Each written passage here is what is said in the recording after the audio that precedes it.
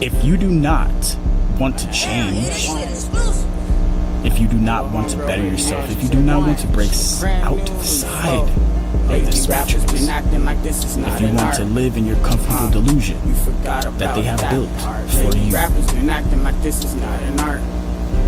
do not watch these videos. Leave this channel. Because when I step to the game, I rip that shit apart. Do My not evolution with want the any carrots truth. from magic carpet. I Don't ain't want to finished shopping understand. till the If you whole are not world is here in my cart. to You fucking with me, you choose a role and play your part. something that's outside of your own mind and accept others' minds and opinions and the way they think for themselves. You do not belong. Shitty cards. I'm trying as hard as I can against all of the odds. If you are not trying to be positive, if you are not trying to help create solutions while we discuss the problems and how they got here, you do not belong here.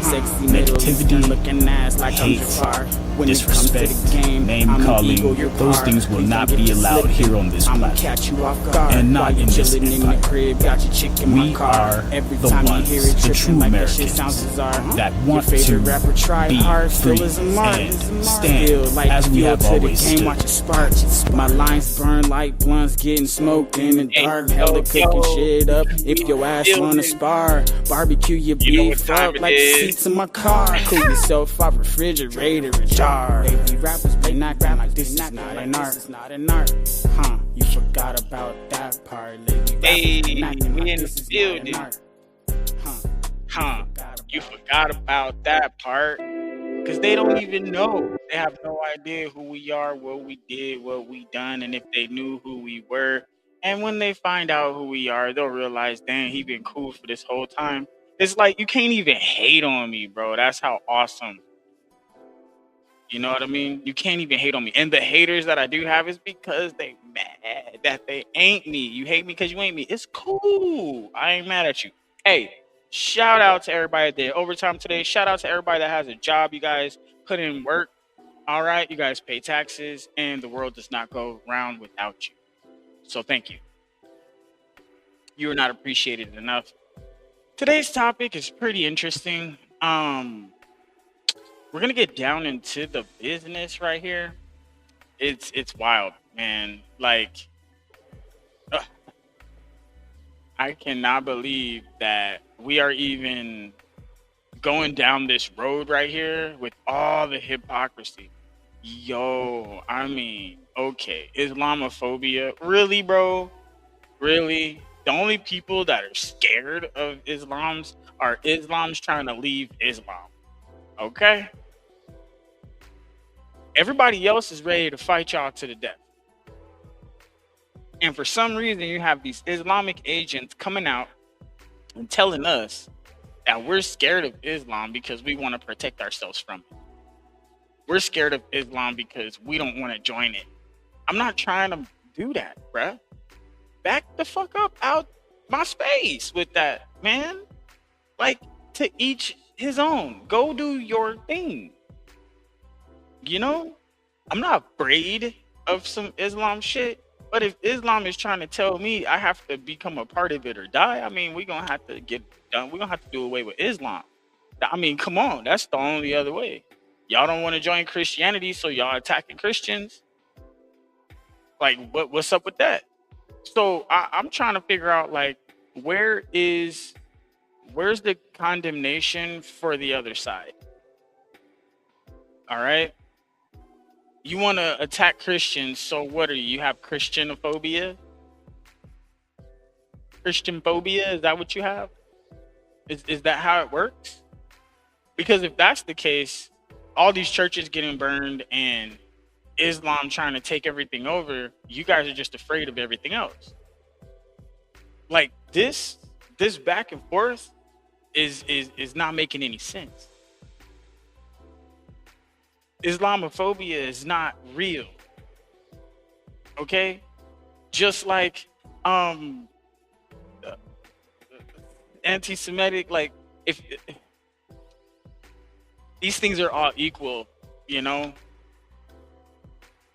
It's really upsetting because the hypocrisy is just so, like, in your face, but they're not, like, Oh man, like why are you so hypocritical? You want to judge everybody, but then you want to let Islam off the hook. So this is why I'm thinking, like, if it's not hypocrisy, then this shit is targeted. All right. And if this is targeted, then this is like, if this is a targeted psyop and they're just trying to play with our heads so we feel bad for Islam and let Islam come in and let Islam take over because we feel so bad. But if we have to feel bad for Islam, then we have to feel bad for Christianity. And we have to feel bad for Judaism. And we have to feel bad for everybody else and all of their other stuff too. So Islam doesn't get a free pass. Because now you're just trying to psyop us into this favoritism so we all join. I'm not joining that shit. And just because I love Jesus and I believe Jesus is the Son of God, you can't kill me for that. You can't hurt me for that. I'm not afraid of Islam. I'm not afraid of it. I don't think any of us are afraid of it, but it's starting to infringe on our freedoms here in America. And it's like, it's like a blackmail. And that's why I'm leaning towards, hey, this is a targeted psyop.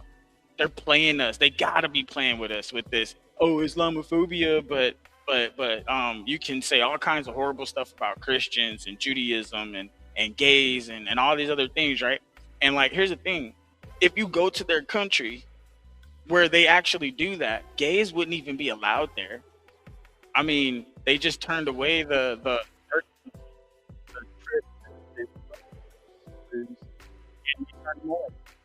because it's wild.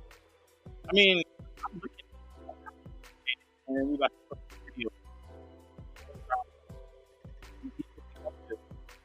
talking shit, just learning shit.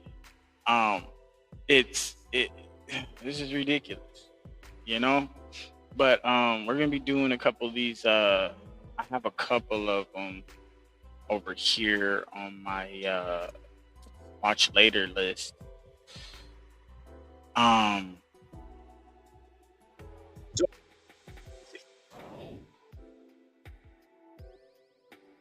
right. See, this Dora Mondani stuff's getting a little out of hand, man. Getting a little out of hand.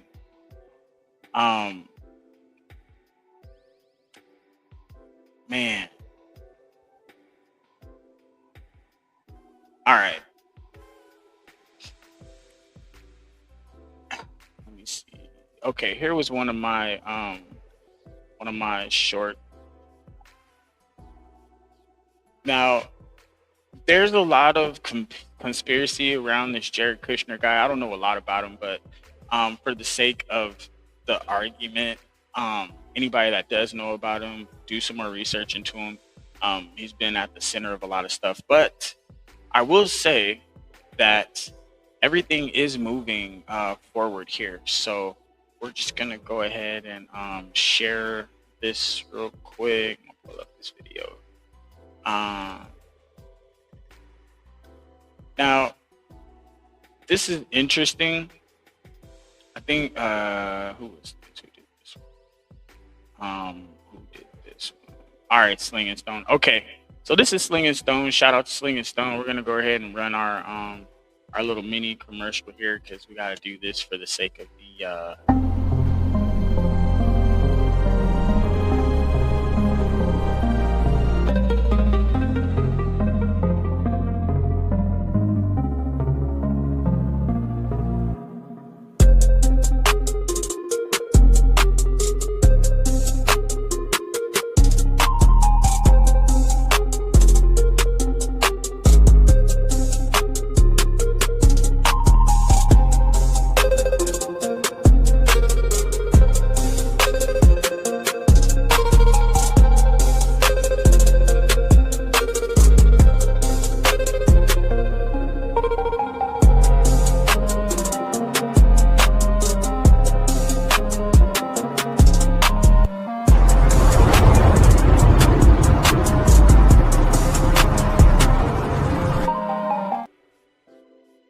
Now you guys know what the background is. See, that's the background. It's behind me. You just can't hear the music. That shit's dope though. I fuck with it. But that is our disclaimer. This is for educational discussion purposes, things like that. We're not trying to steal anybody's shit. What we finna do is we finna analyze this, because this is just one of the things we gotta do. So I'm gonna share my screen here, but I have to run these real quick as well.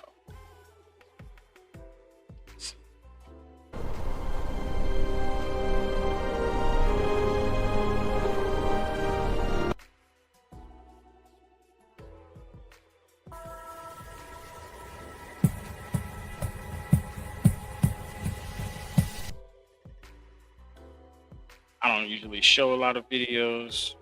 I did back when I first started streaming a couple months ago. I never came live before. I was usually just dropping videos and just walk away, because I just wanted to record this shit and put it out there so I could watch it wherever I'm at instead of having to take my computer with me. You know what I'm saying? So I started using YouTube as a video library for all of my deepest thoughts and shit like that. Bigger questions of universe, things like that, just in case anybody was just fumbling around thinking about shit, and then they would, come across my video talking about the shit they're thinking about. So that's pretty much how I'm designing my lives. This is like just what's going on in my head. So I'm just trying to think this shit through out in the open. And it was funny. I was on a couple panels, right? And a lot of people want to try to go after my channel, my subscriber numbers, and your channel's failed, stuff like that. I was laughing because it's just like, bro, like, how is my channel failed when nobody knows I have a channel? And I'm not telling anybody I have a channel. And it's just like the people that I'm talking to or run across, and then I'll just let them know, oh yeah, I got a channel. I just put my thoughts up there and do a brainstorm, but I'm not promoting the channel. I want everything to happen organically. And it takes time. And by the time people start getting and saying the stuff that I'm thinking, how many months ago was that? How many years ago was that? You know what I'm saying? That's how far behind people are, behind me. That's how I'm doing it. So the more views my older videos get, that shows me people are catching up. The more views my new videos get, that shows people are starting to become like-minded. So as long as a video is at 1 views or 2 views, if I have shorts or whatever, that just shows me that people aren't there yet mentally. They're not there yet. And you got to grow to get where I'm at, because I'm just growing and I'm just trying to make sure we have an opportunity to solve these problems. Okay, we need to solve these problems. That's the whole point of this. This channel is to solve problems. We can talk about it. You can vent all you want to, but if we're not gonna come to a conclusion, a middle ground, and solve the problem, then there's no point in you even paying attention to what I'm talking about. You wouldn't understand it. Trump to name Jared Kushner envoy for peace. Trump appoints Blair, Kushner, and Rubio to Trump to name Jared Kushner envoy for peace. Trump appoints Blair, Kushner, and Rubio to Gaza Board of Peace. Those articles were from the past few months. Just over the past 48 hours, Trump approves deal with Saudi Arabia that could allow kingdom to enrich nuclear fuel. Guess who's behind this whole process? Jared Kushner, who holds no government position. Yet he's the Middle East envoy, and Saudis paid him $100 million and invested $2 billion into his firm. Jared Kushner also plays a massive role in the Abraham Accords. We'll see a recent video of him talking about other nations coming into those accords, and then we'll see, is this the Antichrist, or is there another spirit of Antichrist that is absolutely at work in the world? There is one thing I'm looking at from a more of a personal interest. I don't know if it will qualify for the fund, but obviously been helping Steve and to promote the Abraham Accords to make the ones that are existing stick, and then also to find new opportunities. So we're looking at opportunities to invest in countries who have joined the Abraham Accords, but we're also looking at opportunities to invest in countries that might join the Abraham Accords and to create economic packages to incentivize them. So another one of my partners is Syrian, and he said, Jared, we should put together a big investment package maybe for Syria, so that if they join the Abraham Accords, they could have a big incentive to do it. How amazing would it be to have, a Muslim and Jewish firm working, Jewish partners, with American, working together to try to bring investment there. So something we're looking at. Obviously, there are some complications, but I think there's a ton of potential there. And if they were to join the Abraham Accords, I think that there's a lot of people who would want to invest there to help give them the best chance to achieve their full potential. Jared Kushner is doing a lot of strange things, and he's given people plenty of reason to look into him further to see, is he the prophesied Antichrist that the Christians are keeping their eye out for? While people are wondering, is Jared Kushner or Donald Trump the Antichrist, they're simultaneously overlooking the spirit of Antichrist that is already at work in the world right now. Exactly. There are 2 billion people who profess that Jesus Christ is not the Son of God, and that is actually blasphemy. And that ideology is spreading across the world at a rate that we have never seen. And I will show you how this is 100% fueled by the spirit of Antichrist. While working on, so we're going down a rabbit hole of this is a Psy-Op right here, and all of this Islamophobia is them gaslighting us into letting our guard down and letting them do whatever they want. And then, it definitely makes me feel some kind of way when you have these lesbians or these gay people or whoever it is, right, that is on this radical tear it all down, progressive, everything old must go. When they're on this shit, right, they're sitting here saying, oh, I'm not going to judge all Islam for the actions of one. Like, okay, but where's that same sentiment for the black people, the dark people, just in general? Look at the ghetto Americans. So some of the black people are ghetto and they have this urban ghetto-ness, but now you attribute that to all black people, but that's the few black people. That's a few. That's the one. That's the few. The actions of this one, the actions of that one. Why put it on all of the people, but then you want to give Islam a pass? Fuck out of here. Get the fuck out of here with that. No passes for nobody. If we're not allowed to criticize Islam, we're not allowed to criticize Jews. We're not allowed to criticize Christians. We ain't allowed to criticize nobody. So shut the fuck up with that complaining. That's where we're at with this shit. A lot of people, y'all not I don't know what the fuck they're thinking. These people, what the fuck are you thinking? You're not gonna pick and choose. We're not allowed to pick and choose, right? So you're not allowed to pick and choose. If you're gonna condemn all black people for a few ghetto people, right? Then you gotta condemn all of Islam for one Islam. If we're doing that. If we're not doing that, then we can't do it. And it has to be across the board. Otherwise, you're falling into that hypocrisy, or this shit is becoming a targeted Psy-Op.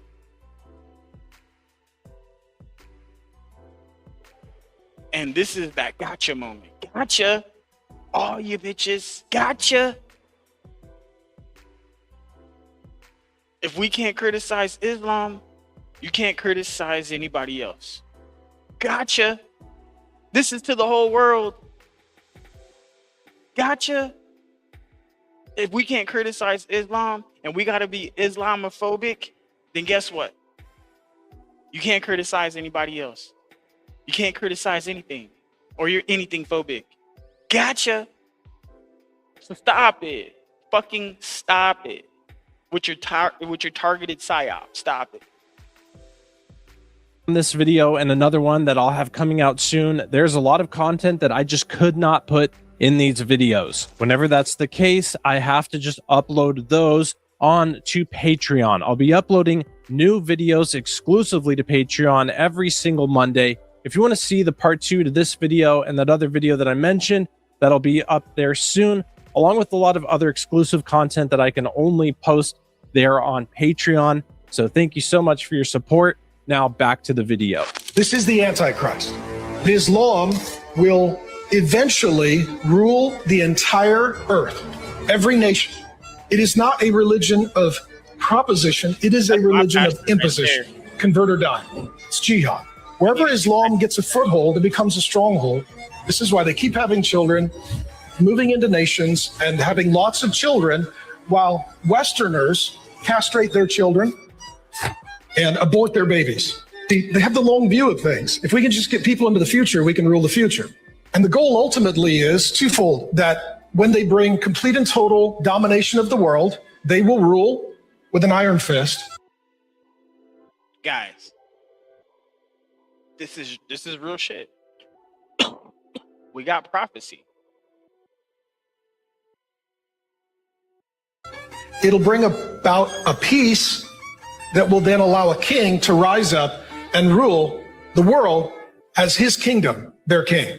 Islam is operating under the spirit of the Antichrist, and the Bible confirms this. Right now, thousands of Christians are being slaughtered in Nigeria and Sudan. They're being told that if they don't convert to Islam, if they don't recite Islamic prayers, they will be starved and executed. See, something you have to understand is that the Quran blatantly rejects Jesus as the Son of God. In fact, it even goes as far as to say that if you proclaim that Jesus is divine and is in fact the Son of God in Islam, you're committing blasphemy. This is exactly what the Bible describes as the spirit of the Antichrist. 1 John 4:2 says, "Every spirit that acknowledges that Jesus Christ has come in the flesh is from God. But every spirit that does not acknowledge Jesus is not from God." This is the spirit of the Antichrist, which you have heard is coming and even now is already in the world. Friends, this is a satanic spirit at work, and it's only going to get worse. This isn't just going to stop in the Middle East and Africa. This is going to continue to spread all throughout the world until Jesus comes back. Because what's happening in Africa isn't political, it's biblical.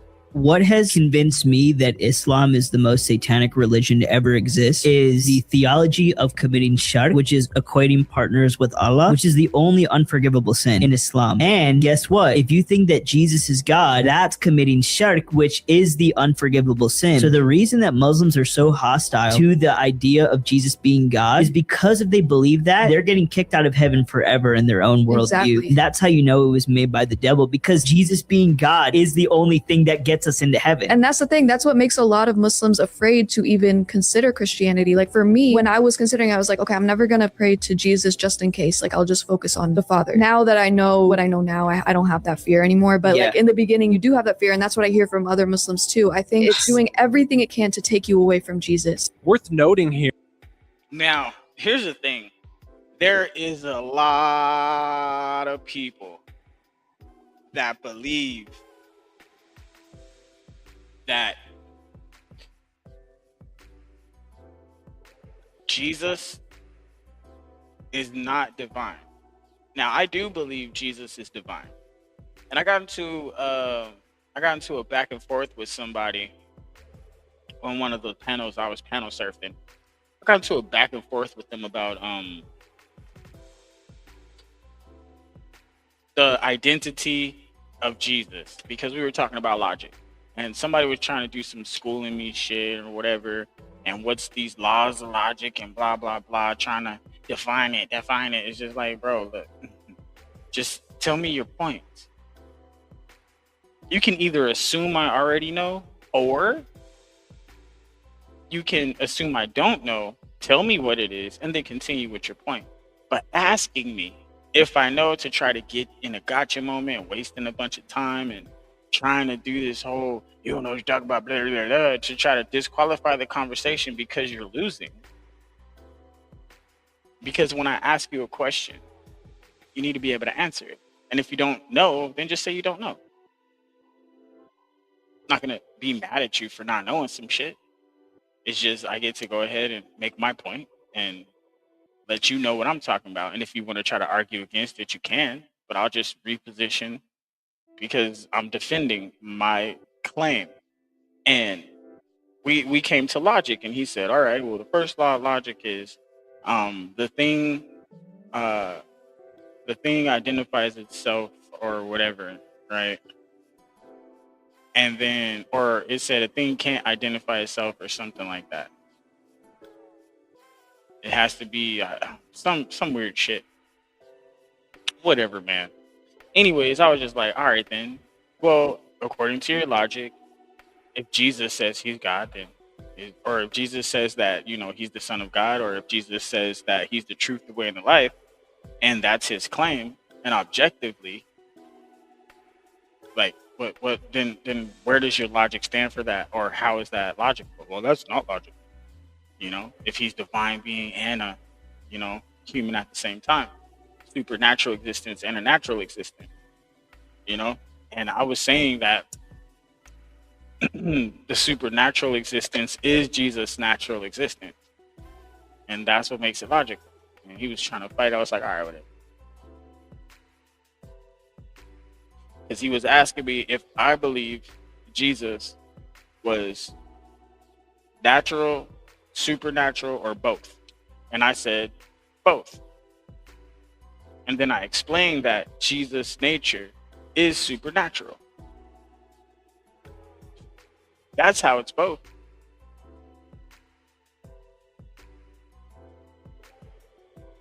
And I don't know, he couldn't get it. So it turned to this whole big old, I'm saying it wrong and blah, blah, blah. Because I guess he wanted me to have said it a certain way, but I wasn't wrong. Jesus' nature is supernatural. Think about it. He was here before he got here. And then you got to think about how he got here. This is all supernatural. That's his nature. So, I don't know. Maybe I'm just making things that people have made complicated because complication makes you money. The more complicated something is, the more money you make. The more simple something is, the harder it is for somebody to believe. Because it can't be that easy. But when you have the kind of mind I have, you can take complicated shit and make it seem easy. And that's just the truth about it. That's what I do. I try to take that complicated shit and make it easy. Here is that the book of Revelation says that in the end times, Christians will be beheaded for their faith. This will be by the Antichrist and his army, the beast system put into place. People not worshiping the image of the beast or following or getting his mark in their hand or in their head. Who's going to enforce that? Well, those who are Antichrist, operating under the spirit of Antichrist. Potentially the group of people who's on the earth right now who are already doing this. The only group of people who are known to go out and just behead people. Christian persecution is already at massive levels. 1 in 7 global Christians faces high-level persecution. When you look up how that's happening, the first thing that is mentioned, driven by Islamic extremism. The Quran says at least 13 times that God has no son. Let me read 7 verses out of the Bible for you that talk about the sonship of Jesus and how it is part of the foundation of Christian faith and knowing the truth of God. I told you that you would die in your sins. If you do not believe that I am he, you will indeed die in your sins. Whoever is not with me is against me. Whoever does not gather with me scatters. Whoever believes and is baptized will be saved, but whoever does not believe will be condemned. The one who hears you hears me, and the one who rejects you rejects me, and the one who rejects me rejects him who sent me. He who believes in the Son has everlasting life, and he who does not believe the Son shall not see life, but the wrath of God abides on him. Who is a liar but he who denies that Jesus is the Christ? This is the Antichrist who denies the Father and the Son. No one who denies the Son has the Father. Whoever confesses the Son has the Father also. Those who reject that Jesus is the Son of God are liars. They're following Satan, who is the father of lies and deception. It's interesting that these are all attributes given to Allah in the Quran. So after finished reading the Quran and reading some of the hadiths and studying Islam, I discovered the most horrifying truth about the God of Islam. Because Surah 354 says, and Allah to plan, and the best of planners is Allah. But a lot of modern translations tend to soften these words because the original Arabic word for planners is actually makara or makur, which actually means plotting, scheming, trickery, or deceiving. So the literal translation actually says, and they deceived, and Allah deceived. And Allah is the best of deceivers. Hold on, wait a minute. Because Jesus in John 8:44 says, the devil was a murderer from the beginning, does not stand in truth because there is no truth in him. Whenever he speaks a lie, he speaks from his own nature, for he is a liar and the father of lies. The Quran also says that heaven is a sex orgy with lots of young women and alcohol. Does that sound like a... What? Trust me. Trust me. I don't think that's heaven. I think that's here, right now. Women and alcohol. I mean, you might as well just do it now if that's your thing, man. But I don't think it's gonna be like that. Jesus tells us, he tells us what it's like. We aren't given in marriage. We are like the angels, which means we have a more pure nature. We live forever, so there's no reason for procreation. And you are forever in that bliss, that blissful feeling. You're forever in that blissful feeling at all times. So naturally, you should always feel a sense of ecstasy, I would assume. So, I mean, when you think about it, it gives us something, right? But only thing I could say is, as a whole, we are a people that we don't want to be alone, and we do require socialization. And as long as you can be social, you can typically put those kinds of things to the back of your mind. Like, a lot of urges when you're in public, you kind of just don't think about them. You're just having a good time, you know? Or you're just focused on whatever it is you're doing. And that's a good thing. Because if you're paying attention to what you're doing, you're not thinking about any kind of like sinful stuff, blah, blah, blah, especially if you're doing something constructive that you enjoy doing. You know? Especially if it's a positive thing that's helping people, that's even better. A lot of people aren't thinking. They're not really thinking. They're not using their brains. They're just on autopilot.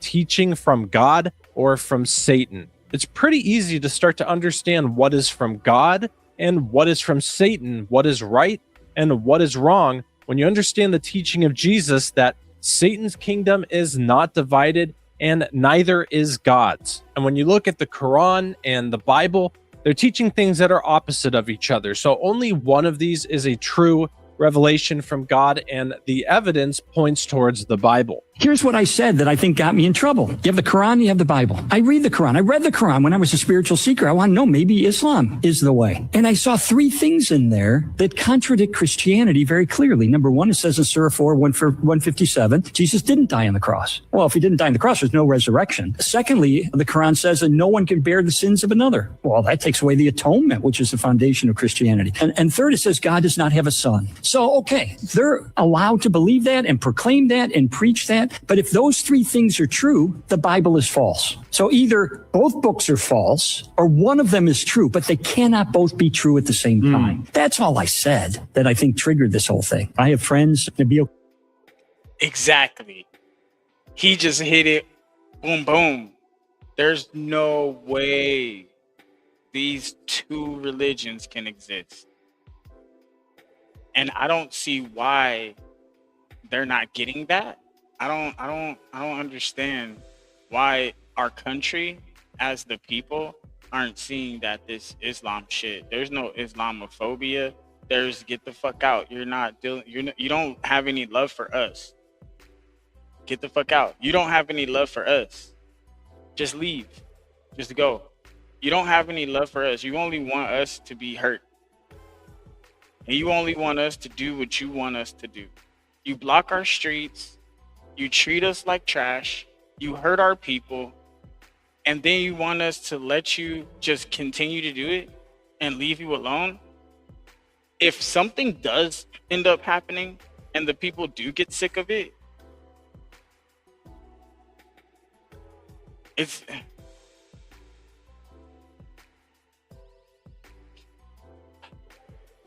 going to be worse that way than if our government gets in front of this.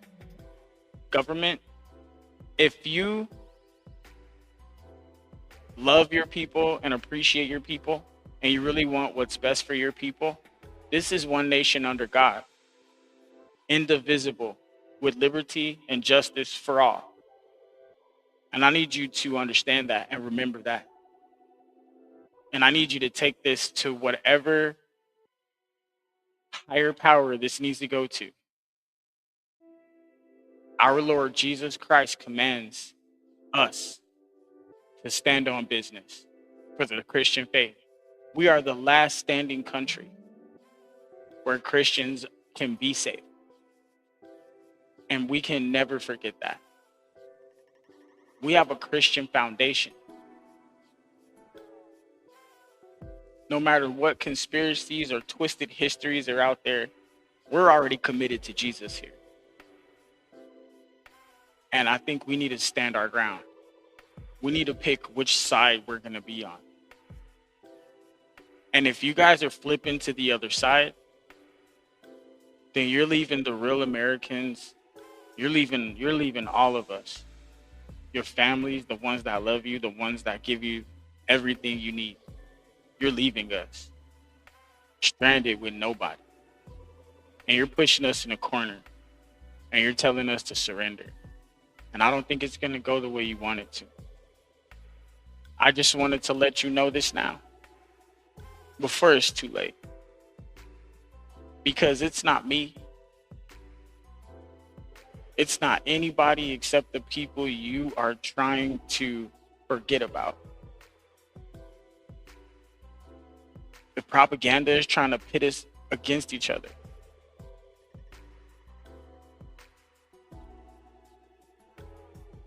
They're trying to keep us separated.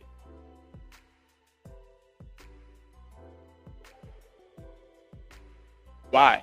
Because if we come together, we can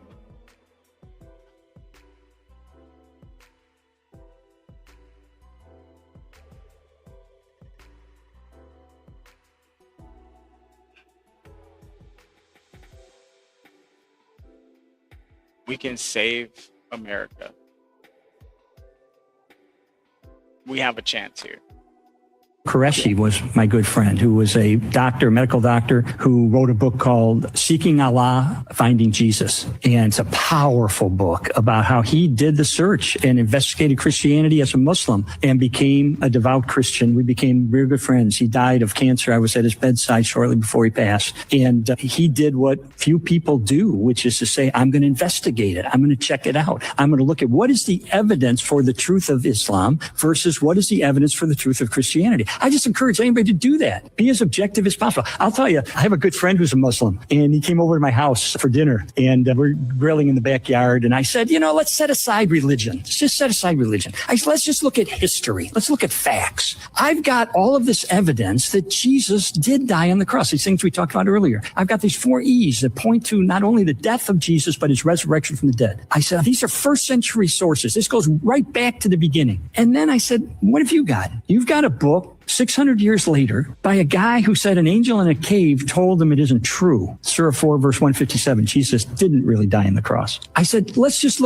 weigh the historical data. Where does that come out? And he looked at me and said, I choose to believe the Quran. Okay, you have that freedom to do it, but I'm asking, where's the evidence? Where are the facts? Where's the data? And I believe it points toward the truth of Christianity. The testimonies of ex-Muslims who have left Islam and found the true faith in Jesus Christ of the Bible also adds a lot of validity to the truth of the saving power of the gospel of Jesus Christ. You read the Quran. I used to read the Quran. I was Muslim, inshallah, right?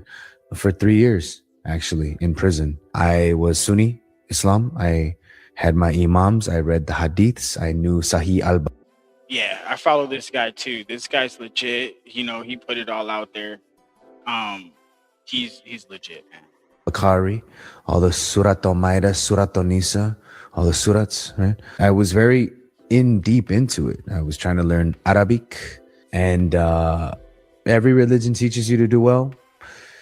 I found out that Christianity was the only religion that taught me I can't do well. I can't get myself out of depression. I can't get myself out of loneliness and emptiness and misery and void. And that's why I needed a savior to come and rescue me and save me out of it. I was able to see, I was enlightened by God to go, whoa, every religion is your workspace. Your good deeds outweigh the bad deeds. You have karmic debt. You need to take care of it. You need to save yourself. Christianity, real true Christianity was you can't do nothing at all. That's why I had to die for you. And that's why I had to help you. Your self-discipline isn't going to give you any happiness. Your full bank account is not going to fill your empty heart. And then I was like, sheesh. That's when I learned, like, wow, God, you're right. There's nothing that I can do. I'm looking for near-death experience videos where Muslims have passed away and came back and they confirm what they believe. All I'm finding is Muslims that have passed away and came back and confirmed Jesus. I've looked on YouTube. I've looked on Google. I've looked everywhere I could look. If y'all have a video where it confirms your faith, I would like to watch that video. Just out of curiosity, I just want to have questions answered that's on my mind. But I've searched and I've looked, and all of them came back and they're like, Jesus is Lord. Jesus is telling that he is the way, the truth, and the life. And they, even after being ridiculed by their family members, they end up choosing Christ, choosing to follow Christ. But it's so crazy how I can't find any near-death experience video. So if you guys can find those videos, I would really love to watch it, because, that's the biggest question I have, it's what happens after. But, so comment it below. Oh, Jesus, Yallah, Jesus, forgive me, please. My brothers, my sisters, please listen to me. That video from the hospital, it went everywhere. I know many of you are angry with me now. You send me words of hate. You say you will hurt my family. Please, I beg you by the name of God, do not touch them. They are innocent. They did not choose what I chose. Brothers, you call me traitor. You write to me. You say my turning to Christ is haram. I did not choose this. Wallahi, I had no choice. In the night of my pain, he came. Jesus showed himself to me. He is the true God. He spoke to my heart. How can I deny what my eyes have seen? Peace be upon you, my dear brothers and sisters. I hold this phone now and I cannot stop my tears. Since that video from the hospital, you people, you have poured love on me like a river. I read the messages, the prayers. I feel them in my bones. Thank you. I believe there's 3 possible outcomes with everything we're seeing in regards to this. One is that the Muslims who are coming to these Western countries and spreading all around the world have a revival to the truth of Christianity and the false ways of Islam. A second possibility is that we get the immigration under control here in Western civilization and pass common sense laws against Islam and the violence that it commands towards people who don't follow Islam. Or third, Islam continues to spread and to become the army of the Antichrist who enforces his rules and the beast system. Considering they're already operating under the spirit of Antichrist, this is a very likely scenario. I hope and pray that the first option is what happens, because the longer time goes on, the more people will get saved. And I do hope and pray every single Muslim and every single person will have an encounter with Jesus Christ and submit to him, the true Jesus, the Jesus of the Bible, the Son of God, because we want them saved. We want people to know the truth. And there are some promising reports that a lot of people are leaving Islam, especially in these nations, where they're starting to get more access to information that shows them the contradictions, the failures, the plagiarism, and mainly the evils that is taught through Islam, and people are leaving in record numbers. So join me in prayer and let's ask God that that would continue to increase and that many more people would get saved through the truth of Jesus Christ, Jesus of the Bible. The only way to have a relationship with God is through accepting Jesus Christ, the Son of God, and what the Right here. scriptures say about him. Any All right. Are you guys following along? This is very important. spiritual or religious teaching outside of that is operating in the spirit of Antichrist. Accepting the biblical truth of Jesus is how you get saved, how you go to heaven, how you have direction in this life, and most importantly, how you abide in God. And we have seen and testify that the Father has sent his Son to be the Savior of the world. If anyone acknowledges that Jesus is the Son of God, God lives in them and they in God. All right, guys. Reality hits. How many of you guys are really knowing what's going on? Because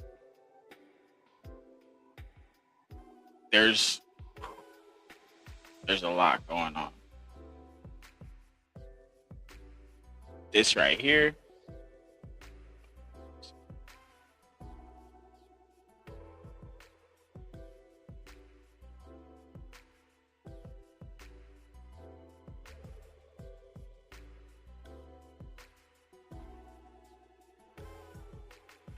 This right here. It takes 90 seconds for this now. My bad. All right. So my thing is, they're doing.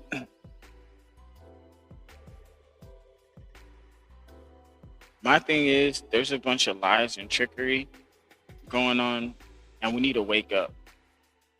Okay? We need to wake up. We need to see what's actually happening here, because a lot of people are not giving a fuck.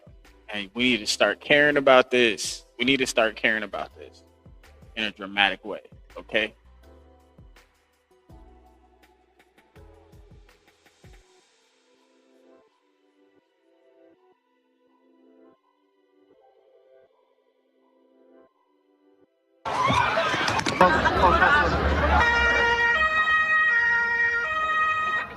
Infizieren können.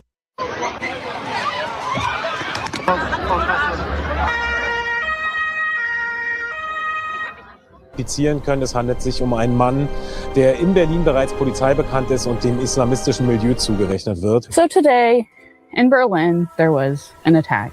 So the suspect is an Islamic extremist. That's their suspect right now. That's what I read. I'm not going to say anything about the rest of the Muslim population because of actions of this one person. Oh, hold on. What did she just say? She's not going to say nothing about all of Islam because of what this one person did. Where's that sentiment for everybody else? All the other races out there, all the other cultures out there, all the other Christians out there. Like, that's so hypocritical, unless that shit is a targeted Psy-Op. They think they're going to use the Islamists to get rid of all the Christians, but in reality, they're going to be wiped out first. But what I can say is the people who were celebrating about this were all white men. The Gay Pride Parade happened yesterday in Germany, July 25th. And as you can see, some of the LGBTQ plus community thinks that Allah loves equality, right? Do y'all see that? Do y'all see that?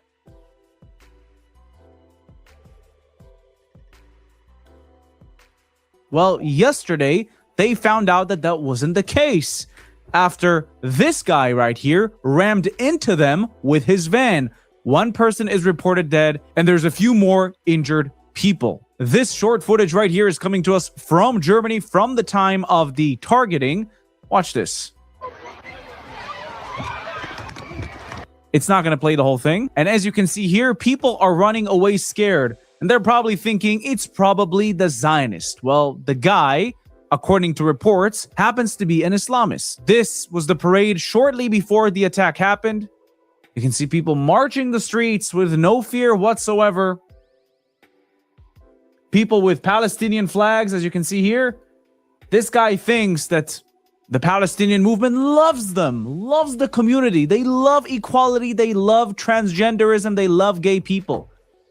They found out.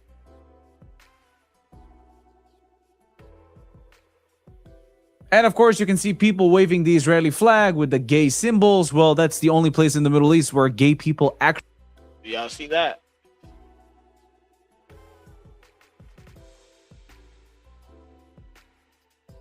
And that's the only place in the Middle East where they can hang out. Actually feel safe.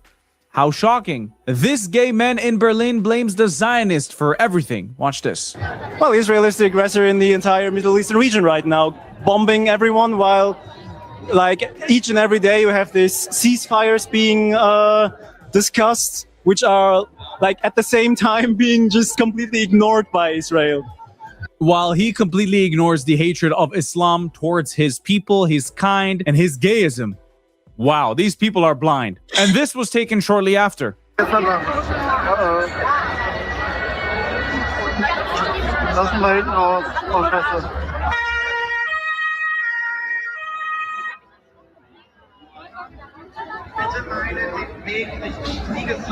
So today in Berlin, there was an attack. A van drove through a crowd of people celebrating Berlin Pride Parade that they have every year. It's a huge parade. It's one of the biggest.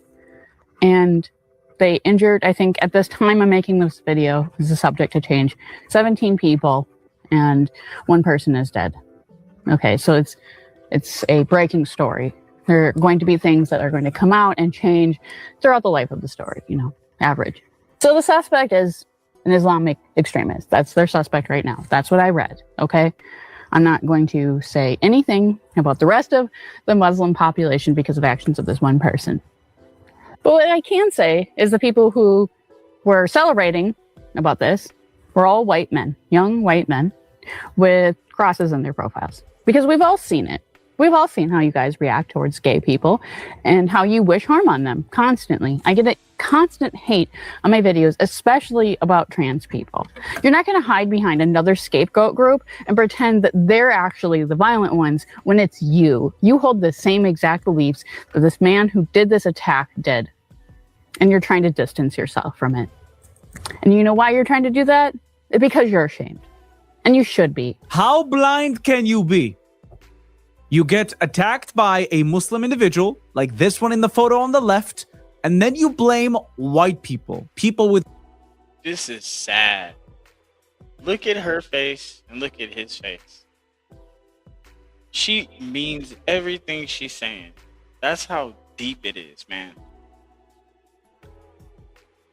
Crosses on their necks. Islamists constantly attack gay people.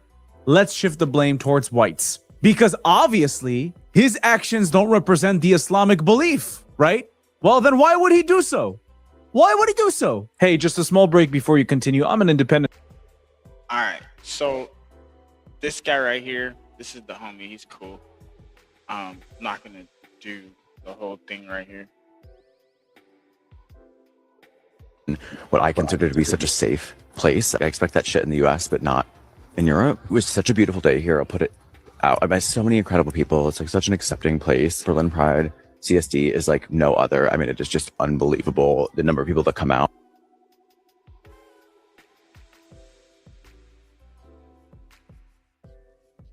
So sad that happened and someone had such hatred in their heart to do that and like attack this community and like take the time. In the end, it's just like, it's just gross and it's really upsetting and I feel awful for the people that were impacted. It's like a really sour end, like what was otherwise a beautiful Pride weekend. To try to find something positive, a number of my friends reached out to me to make sure that I was okay. Something bad happens, it is reassuring to have that community. It's amazing to see the mayor and the community just come back with such a strong statement.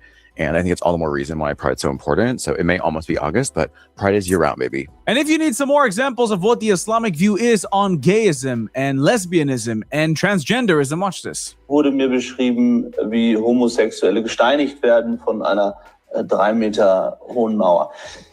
Was denken Sie darüber? Wenn Allah im Koran diese Sache beschreibt und sagt, wer beispielsweise Leute beklaut, dass seine Hand abgeschnitten wird, dann stehen wir natürlich dahinter. Das ist ganz klar. Dass Sie jetzt nicht sagen, dass das schrecklich wäre, dass dort irgendwie eine Mauer auf einen Homosexuellen runterfällt? Ich finde dieses Runterfallen der Mauer nicht schlimmer als den elektrischen Stuhl in Amerika beispielsweise. Ja. Aber in Amerika wird kein Schwuler fürs Schwulsein auf den elektrischen Stuhl gesetzt. In Afghanistan wird auch nicht fürs Schwulsein auf den elektrischen Stuhl gesetzt. Nein, da fällt eine Mauer runter. Das glaube ich nicht. Sondern im Islam wird man für eine Tat, unehelichen Geschlechtsverkehr, sei es Mann mit Mann, Frau mit Frau oder Mann mit Frau bestraft. Oder für das Fremdgehen. Und Sie finden es gerechtfertigt, dass man für unehelichen Geschlechtsverkehr so bestraft wird? Im Koran ist deutlich geschrieben, dass ein unverheirateter Mann und eine unverheiratete Frau, also nicht einer, der fremd geht, sondern der einfach unehelichen Geschlechtsverkehr macht, 100 Peitschenhiebe bekommt. Alles, was im Koran steht, stehe ich dahinter. Ich bin fassungslos. Zugleich ist es mir wichtig festzustellen, dass Leute wie Al-Assasi in der absoluten Minderheit sind. What would you expect? The Islamic view on gays is terrible, and they should be punished, sometimes even killed. That's why it's appalling to me seeing people supporting Palestine as gay people, the same place that will harass you, beat you up, get you killed, and more. This right here is the vehicle of the suspect. Have a look.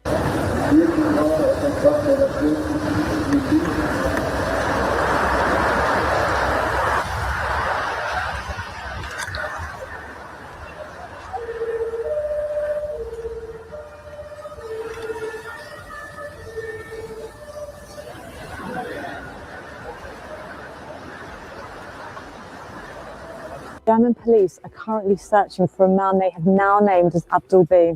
Abdul B reportedly drove into a crowd of people last night at one of Europe's biggest pride festivals. The Christopher Street Day parade attracts hundreds of thousands of people every year. At least one person has died and more than 15 have been injured. Currently, the manhunt is underway and that number did go up to 29, and then somebody tried to lower that number to like 8 or something, which was ridiculous. But that number went up. Investigators are continuing with their investigation. The man, Abdul B, is said to be 21 years old. An apartment which is connected to him was allegedly searched last night in the early hours of the morning, but he has not yet been found. Here's what the German police said about the guy.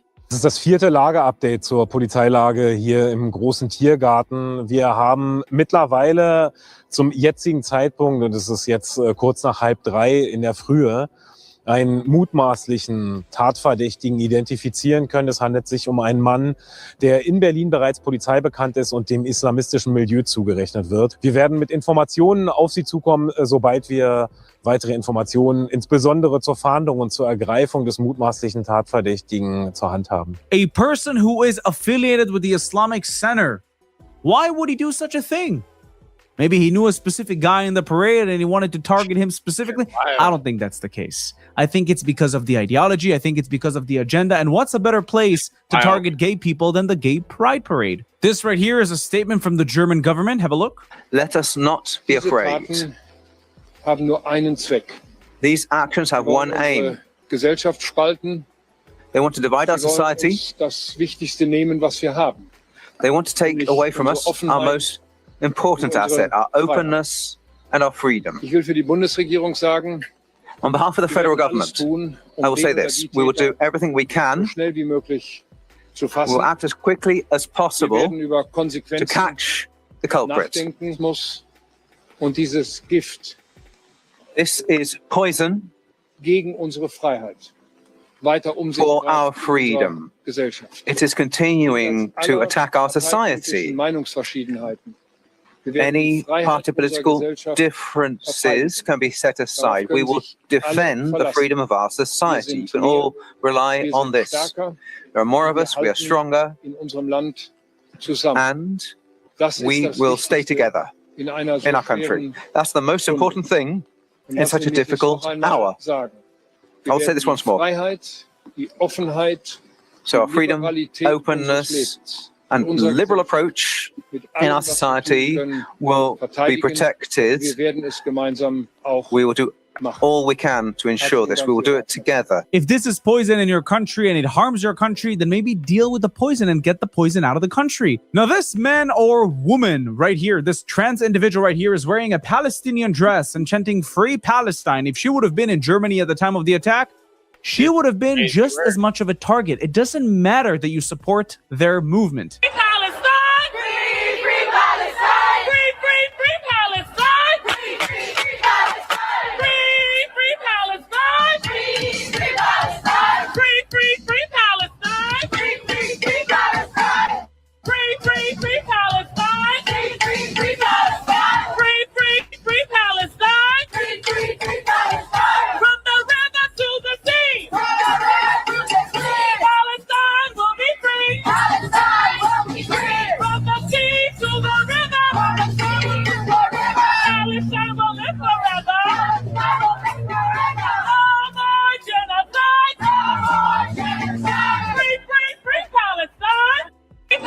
How blind can you be? Now, just to show you how Islam and Muslim countries in general treat gay people, this guy right here was on a gay cruise heading towards Turkey. Do you think the Turkish people let them dock the ship and get off the ship? Nope. Gay cruise update. Okay, so I'm on the gay cruise that was denied entry into Turkey. And it's like, so what? Who cares? If you want a great hair transplant, go to South Korea. So we redirect. We're going to Egypt now instead. Amazing. What an upgrade. Never been to Egypt. Booked my tour to see the pyramids. Wake up this morning. Denied entry into Egyptian waters as well. Now, this doesn't say explicitly because we're gay, but it's because we're gay. And I think it's just blowing my mind because it's like, I'm on this beautiful ship, shout out Virgin, incredible cruise line, with 1,900 amazing men. I'm working for Atlantis, best gay cruise company you will ever find. And both Virgin and Atlantis are going to make sure we have a great time. And we will. That's the whole gay experience, like having fun in the face of adversity. But it's like, we're too gay to come spend a bunch of money in your country? Gay cruise update. Okay, so you're too gay in the eyes of Allah. That's why you're not welcome, not in Turkey and not in Egypt. Pride is very important for me as someone who come from a country where being homosexual is criminal offense, and you will be in prison for 10 years or life imprisonment. And it's an Islamic country, so Islam doesn't accept homosexuality. So pride for me is a protest where we fight for our right, and it's also a freedom to be who you are and celebrate your true identity. As it's not just in Bangladesh, there's so many, still 67 countries in the world. Being homosexual is criminal offense, and so it shows that that pride is still important, and it's still a protest where we fight for our right, equality and justice. So there will be no discrimination towards LGBTQ people, and this fight should continue until every corner in the world, every person live with their true identity. Listen, what I'm trying to show you with this video is not that I'm bothered by gay people. You can be gay if you want, lesbian if you want, transgender if you want. I really couldn't care less. Do whatever makes you feel good, really. But the fact that you advocate for free Palestine, and the fact that you advocate that Islam calls for equality and Allah loves equality, and then this happens, the horrific attack against your community, and you still, after all of that, still chant free Palestine, still support Islam, still support immigration. You are so blind. Even when your own community gets hurt, you'll still find somebody else to blame, whether it's the white people, whether it's the Jews, whether it's the Israelis, whether it's Elon Musk. Doesn't matter. You guys are so blind that it's sickening. That's all. That was my message for this video. Thank you so much for watching this video. I'll see you in the next one. Bye-bye. All right. Hopefully we got the point across with that last one. Islam, right? Pretty heavy stuff.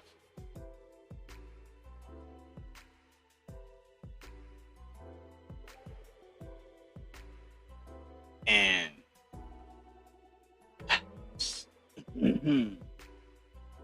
it's wow.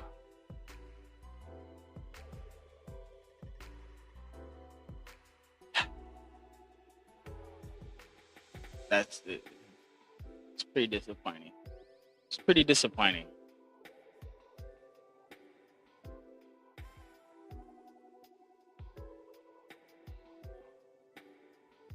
Ben Shapiro wanted to say something to you guys about it. Zohar Mamdani has been asked families not to attend the 9/11 memorial. Zohar Mamdani has been asked by a bevy of 9/11 families not to attend the 9/11 memorial. According to the New York Post, families of 9/11 victims are demanding that Mamdani be banned from the 25th anniversary of the attacks at Ground Zero, branding him an apologist for Islamic terror whose presence would be an insult to the memories of the nearly 3,000 people murdered. Giovanni Galante, whose 29-year-old wife, Grace Catherine Galante, was among the 2,977 innocents killed by al-Qaeda, said, quote, "Our objection is based on his public record, his failure to meaningfully acknowledge the horror of that day, his employment of, support for, or association with the individuals who have minimized 9/11, defended terrorists, or even suggested that America deserved the attacks. He is organizer of a petition drive that has collected over 1,100 signatures, including from at least 300 victims' families." And again, there are a bunch of reasons that are cited, including his palling around on the mayoral campaign with a man named Imam Siraj Wahaj, who is a notorious gay-hating Brooklyn imam who once urged followers to participate in gun-free jihad and march through the city of New York. He was an unindicted co-conspirator in the 1993 World Trade Center bombing, and here is a picture of Zohar Mamdani with Siraj Wahaj. Could he look happier? Is it possible? You guys see this, man? Really? Like, do you see the flex here?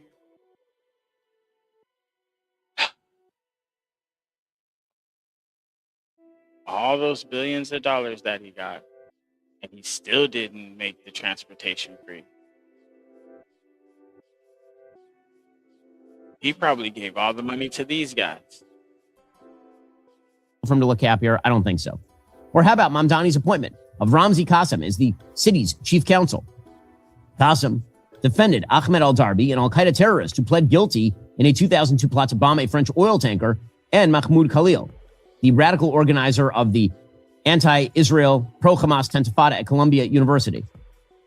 The mayor endorsed a fellow Democratic Socialist of America named Abra Kawas for a state senate seat, even though she once described 9/11 as a terror attack that, quote, a couple of people did, and expressed sympathy for Ahmed Farhani, who pled guilty in 2012 to blowing up a Manhattan synagogue. And of course, he endorsed Daria-Liza Chevalier and campaigned with her. You'll remember. I mean, here is Mamdani with Daria-Liza Chevalier.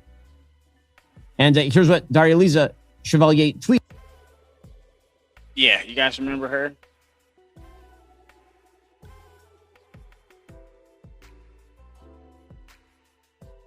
Don't let it fool you. She's not black. Whatever you would call black. That's that. Arab Bureau. We got to be careful. They're taking over. They're taking over. About the American flag. And you'll recall that she tweeted, quote, "I forgot to get napkins, so I just wiped my hand on the American flag behind me." And he endorsed her and campaigned with her. Or maybe it is his support for Claire Valdez, another congressional candidate. That's what you guys are putting in office? Really? Really? This is what we're doing now? Yeah, that Islamophobia, it's got to be a Psy-Op. Got to be. The DSA congressional candidate who he campaigned alongside. Well, here she was talking about how ICE was spun up in the wake of 9/11 to terrorize our neighbors. 9/11 was basically just, 9/11 was a thing that you used in order to push right-wing nonsense. This agency was spun up in the wake of 9/11 to surveil and terrorize our neighbors. We can imagine a world beyond ICE. This is not that radical, and we should stop spending billions and billions of dollars tearing our communities apart and really making all of us less safe. Or maybe it's, Zohar Mamdani with Hassan Piker. He campaigned with Hassan Piker. Hassan Piker was at his victory party. Zohar Mamdani. There they are, besties. There they are, the Mutt and Jeff of radical anti-Americanism. And of course, It's the whitest looking ones that are coming over here infiltrating y'all because y'all will trust them more because they're light skinned. It's the Psy-Op, guys. Don't believe this shit. Don't fall for it. Don't fall for it. Please don't fall for it. As we all know, because we've played it multiple times, Hassan Piker fully believes that America deserved 9/11. This is so insane. America deserved 9/11, dude. I'm saying it. And of course, like a week and a half ago, he decided he would display behind him in his studio a headline about the World Trade Centers being destroyed from 9/12. Oh, you might have noticed something, some changes behind me.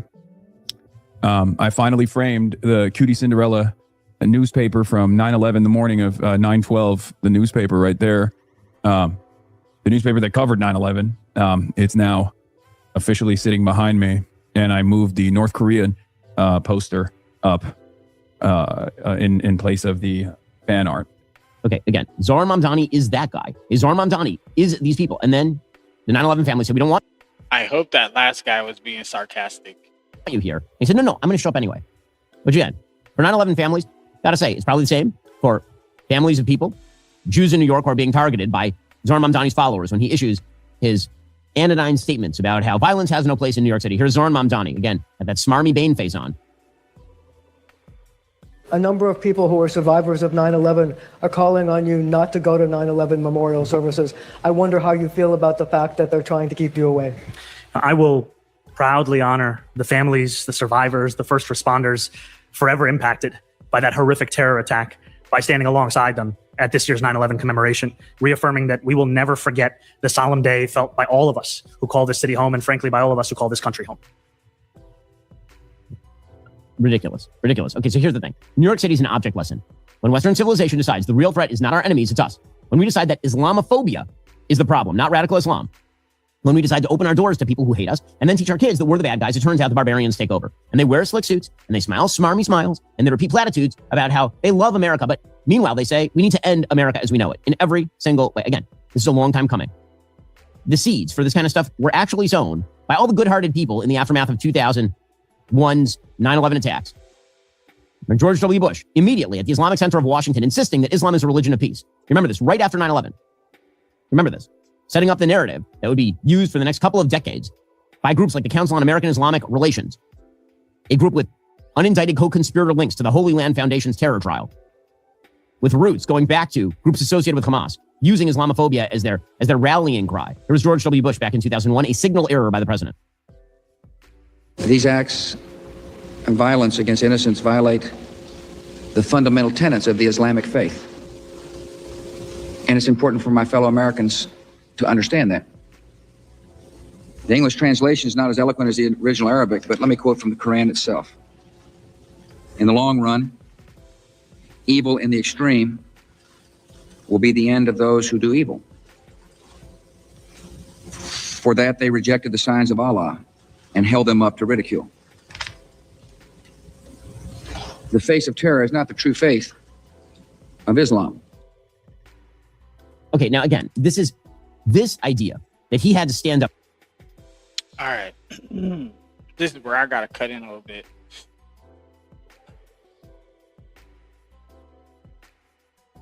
When you listen to his voice when he was saying that, he didn't mean those words he was saying, that president.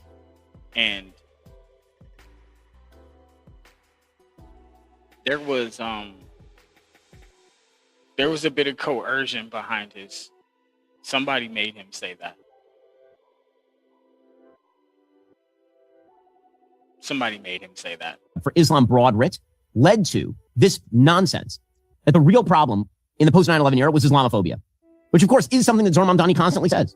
The problem was not 9/11. 9/11 was not a reflection of Islam in any way, or even radical Islam in any way. It was just some crazy people who did some crazy stuff. Some people did some things, as Ilhan Omar has said. You know, when she's not writing letters of support to people trying to join ISIS. The real problem in America is that America was the problem. The real problem is that America was Islamophobic. Here was Zohar Mamdani back during the campaign. I want to use this moment to speak to the Muslims of New York City.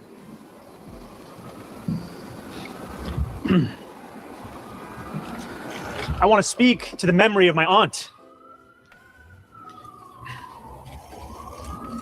who stopped taking the subway after September 11th because she did not feel safe in her hijab. I mean, that was the message. Okay. And it turns out that if you preach over and over for decades that America is inherently Islamophobic, that the true danger of the 9/11 and post 9/11 era is not radical Islam, but that's just a fringe thing, just a few people. The real problem is widespread American bigotry and Western bigotry. You're going to end up doing two things at once. First, you will ignore the true problem of radical Islam and its extent, which is pretty extreme. And second, you will teach your kids that they and their parents are intolerant bigots if they oppose, say, more mass immigration or question the precepts of the people who preach radical Islam. The columnist Christopher Hitchens had it right back in 2009. Resist it while you still can, and before the right to complain is taken away from you, which will be the next. Hey, that is a great bro. Say that again for the people. And you will teach your kids that they and their parents are intolerant bigots if they oppose, say, more mass immigration or question the precepts of the people who preach radical Islam. The columnist Christopher Hitchens had it right back in 2009. Resist it while you still can, and before the right to complain is taken away from you, which will be the next thing. You will be told you can't complain because you're Islamophobic. The term is already being introduced into the culture as if it was an accusation of race hatred, for example, or bigotry, whereas it's only the objection to the preachings of a very extreme and absolutist religion. Watch out for these symptoms. They are the symptoms of surrender, very often ecumenically offered to you by men of God in other robes, Christian and Jewish and smarmy ecumenical. These are the ones who hold open the gates for the barbarians. The barbarians never take a city till someone holds the gates open for them. And it's your own preachers who will do it for you, and your own multicultural authorities who will do it for you. Resist it while you can. This is our last chance. He was not wrong. And now London, of course, has been taken over. So how much of a problem is radical Islam? The answer is a pretty large-scale problem. Now, again, this doesn't mean that all Muslims, or even the vast majority of Muslims, are violent and radical. But according to the Center for Strategic and International Studies in the UN Security Council and the U.S. State Department, there are about 300,000 actively armed militant members of terrorist groups like ISIS, Al-Qaeda, or Hamas. As many as 150 million Muslims express passive support or favorable views toward terrorist groups and their violent tactics in Pew polling. Hundreds of millions of Muslims, according to Pew, support Sharia law as governing law. Now, American Muslims are less radical than their international compatriots, but even among American Muslims, according to a Pew poll published 2 months ago, 44% expressed sympathy for the terrorist group Hamas. So yes, it turns out that radical Islam is a problem. It is, and it's not a minor problem. We can go back to February, and Zohran Mamdani literally spoke in a mosque that at its services called for the killing of infidels. This would be at the Al-Khway Islamic Center in Queens. Whoa. As the first Muslim mayor in our city's history, and this year as the first Jummah that I have attended in that new position, and to do so together, it is a reminder that in this month of Ramadan, as we find moments of reflection, of recommitment, moments of community, that we always do so together. And it is together that I am thankful to be here today, and I'm thankful to have the opportunity to lead our city. Assalamu alaikum. Person is saying, through your hands comes the relief for the believers, and the killing of the infidels by your sword. Again, the religion of peace has some rather non-peaceful aspects, as people in Berlin, Paris, and New York have learned over the course of the last couple of weeks alone. So, what did our obsession in the United States with preventing Islamophobia accomplish? Well, in 2001, there were about 600,000 Muslims living in the New York City metro area. Today, there are 1.5 million. In 2001, there were somewhere between 85 and 120 mosques in the New York City area. Today, there are more than 300. The Muslim population of the overall New York City metro area was in the 3 to 4% range as of 2000. Today, it's 10% of New York City. Pew Research indicates that over 25% of all Muslim immigrants in the northeast of the United States arrived after 2000, primarily from South Asia, West Africa, and the Middle East. And the Muslim population of the United States skews much younger than the general population. 26% of American Muslims are aged 18 to 24, as opposed to 12% of the general population. So that means that Muslims are about 3 times more likely to be current college or university students when compared to, say, Christians or Jews in New York. So we imported people who are disproportionately sympathetic to the anti-Americanism of Zohran Mamdani and his allies, more so than with the 9/11 victims and their families. But importation isn't the only problem, obviously. We also decided, this is the undercurrent of the Islamophobia thing, that America is bad. We decided that we were going to teach our kids that America is bad. Remember just a couple of years ago, there was this entire TikTok trend of kids reading the Osama bin Laden 9/11 letter and deciding he was right. That's because we taught them that. Take, for example, just one example, the Herbert Lehman Professor of Government and Professor of Anthropology, Political Science, and African Studies at Columbia. His name is Mahmoud Mamdani, and yes, he is Zohran Mamdani's father. In his 2004 book, Good Muslim, Bad Muslim, Mamdani, quote, dispels the idea of good, say secularized and westernized, and bad, pre-modern fanatical Muslims. Instead, he argues that political Islam emerged as a result of a modern encounter with Western power, and that the terrorist movement at the center of Islamist politics is an even more recent phenomenon, one that followed America's embrace of proxy war after its defeat in Vietnam. So again, the idea is that America caused Islamic terrorism. There was no such thing until America, which is weird since Islamic terrorism goes all the way back to the Quran. One of the most infamous quotes from the book, quote, "Suicide bombing needs to be understood as a feature of modern political violence, rather than stigmatized as a mark of barbarism. We need to recognize the suicide bomber, first and foremost, as a category of soldier." Here is Professor Mahmoud again. He's teaching your kids at Columbia. All right, so this is wild, okay? And a lot of Americans don't know that Islam goes so deep and goes so far back. It's 500 years or so, maybe a little more after the Bible. So this right here in itself will let you know that it's been made up, okay? Just like Jehovah's Witness and your Mormons, some sort of angel came to them. This is a thing. And if they're not preaching Jesus, then that's not. Talking about America as the settler colonialist state. A Christian nation state decides to cleanse it of all religious minorities, Jews and Muslims in particular, and at the same time launches a colonization experiment, the discovery of the Americas. America is the genesis of what we call settler colonialism. And the American model was exported all around the world. The American model was settler colonialism, right? Again, if you wonder if this has any impact on his students, how about the impact that it had on his son? Here's Zoran Mamdani talking about his father's worldview. And my father also, he taught me so often when you're growing up as a minority in a place, you can grow up also with a sense of almost a chip on your shoulder. With it also comes the ability to see the truth of a place in its entirety, the promise of it, and that which still needs to be worked on. And that was in such a way so freeing to hear as a young person, to understand my place in the world and the responsibility that I had within it, and the fact that it was a gift, not a burden. The place in the world was to imitate the beliefs of his fathers and to mainstream them. And we imported his dad. We imported his mom. And this is what America did to itself. And again, it's not just New York. It's not just New York. This is how you end up with an America-hating mayor spitting in the face of the 9/11 family victims, but it's not just New York. This is going to go national. It already has. There's literally a New Jersey congressional candidate running for the Democratic Party who acted as a spokesperson for Al-Qaeda. Okay? That is a real thing. Meanwhile, in Michigan, there's an ongoing pitched battle for the Michigan Senate Democratic seat between Haley Stevens, who's sort of a normie left-wing Democrat. She's very left-wing. She's in the realm of normie. And Abdul El-Sayed, a terror supporter. Well, he recently said, according to Politico, quote, "If I win, well, y'all came at me, so now I get to come at you. And, primarying people like John Fetterman, I have no problem to do that. Ideally, you put one ogre on a pike, and then everyone else gets the message. And all of a sudden, it starts to sound a lot different. I picked being Senator Shrek over being the Pontiac Plattner any day," said Fetterman in response. Because, again, Fetterman's the only person with a working brain inside the Democratic coalition.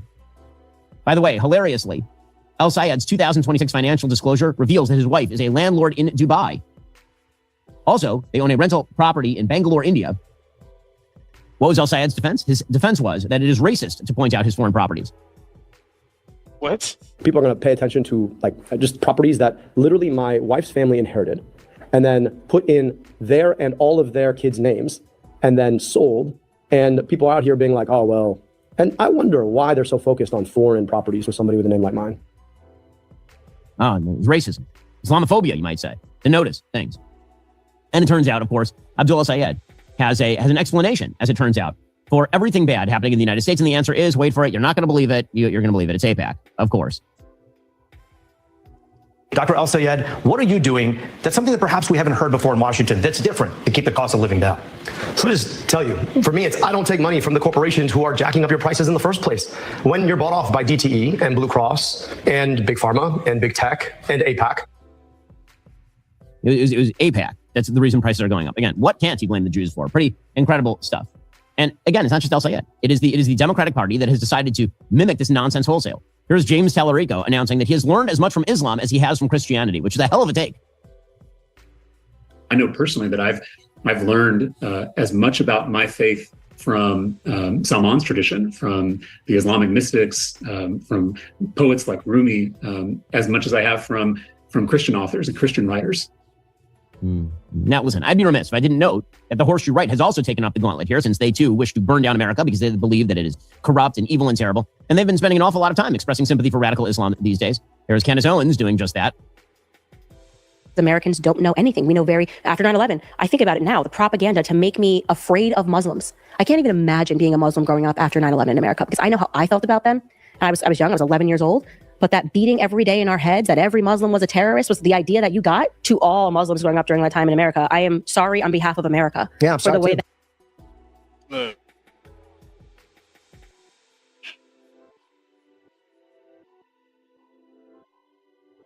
Let's just keep it a buck. If y'all don't know about Islam and what the Quran says and how it just blatantly disregards Jesus, and if you believe in Jesus, you're pretty much an infidel and they can do what they want with you. If you don't know that, then you as an individual are not a smart person. You should know what the core of that is. You should know what the core of Christianity is. You should know what the core of all these religions are, especially if you don't have one. That you were treated. It is so unacceptable. When I go back and I re-examine that propaganda, that brainwashing that took place in the classroom to make me scared of something I didn't even know what a Muslim was. Tucker Carlson, too, spending his days running interference for Islam over and over and over. For whatever it's worth, a pretty fervent Christian, and I feel completely comfortable here in the seat of Islam. If you have a society in which people bow down before God 5 times a day, I'm not against that. I should bow down before God 5 times a day. And I wish I lived around people who bow down before God 5 times a day. But you go to the Gulf, and it's incredible to be in a place that has pride in itself, that believes in its religion and culture, that thinks we're onto something. This is great. Look at what we're doing. We're really proud of this. Those people are happy. They're welcoming of others. They're tolerant of diversity. They're into things that I'm not into, like, I don't know, polygamy or Islam. And I can sort of look at it and be like, no one's forcing this on me. I'm not mad at you for being a polygamist. Yes, Islam, famous for not forcing things on people. Again, this is, the demoralization operation is very real on the right, but it links hands with the decades-long attempt to paint America as the bad guy on planet Earth. And the result is a person like Zohar Mamdani as mayor of New York. Meanwhile, again, we'll see whether the weak-kneed Democrats can come up with any opposition to this at all. It'll be interesting to see what happens in the Michigan Senate race. Haley Stevens, again, is running against El Sayed. And she is trying desperately to sort of play the old playbook, and we'll see whether it works or not. Here she was in her debate with El Sayed last night. A lot of you remember Abdul from when he first ran for governor in 2018. It didn't work out. So he started the podcast, he wrote the books, and now he's running for Senate. And he's already bought the website for president. You know, it's just another rung on the ladder. That's not what this job is for me. That's not why I'm putting up my hand in this moment. It's not about celebrity. This is about making sure that Mike Rogers doesn't get anywhere close to this seat. I'm the only one on this stage who has beat MAGA 4 times and delivered repeatedly for this state and for our values, for our rights and our freedoms. Again, we'll see whether this works out for her, but the traditional Democratic Party is in serious trouble. Now, speaking of the horseshoe, what an amazing video you just watched. Wasn't that amazing? All right, so that was just the Ben Shapiro touch on this whole Islam situation. Honestly, we did how it actually puts itself in the Antichrist position. It's a lot with Islam right now. And I just feel like this whole Islamophobia is the Psy-Op that's actually trying to convince us that we need to let them in and let them do what they do as a part of their religion and just accept it. And then what else does their religion say? That we have to accept their religion or die, basically. And it's like, wait a minute, hold on. Jesus doesn't force that. He says you get to choose. And now we have to make a decision. Are we going to treat everybody equally? And if we can't be Islamophobe, then we can't be Christianophobe. We can't be Jewophobe or whatever, and all these everything-ophobias. It has to be across the board. That means no persecution to anybody at all. So that means Islam can't spread forcefully. And if they try to do that, then we got to handle it, right? And that's what's happening right now. All of that over there on the east, over there, they can't defend themselves, and Islam will take over very easily because they can't defend themselves. Now you have all those Islamic states surrounding Israel. That's what this is really all about. Okay, and now you want to give Saudi Arabia, which is heavily Islam, you want to give them nukes? Let's see how this turns out. Let's see how this turns out. Like, this is where I'm at with it. You know what I mean? Like, it's incredible. Yeah, I was gonna sit here and bring the AI in on this and see if there's any information that I'm not privy to. Like, are there any sources that we're not searching and shit?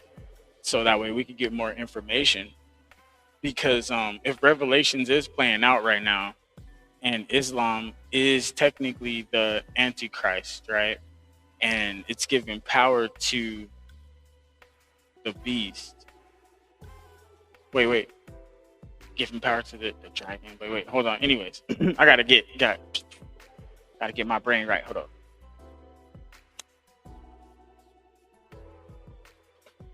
All right, so let's see what else we can find here. I do have a couple other. Let's see. Iran was doing a lot. And see, the Iranian people, oh yeah, at that revolution shit. Did I save it? Let me see if I saved the video.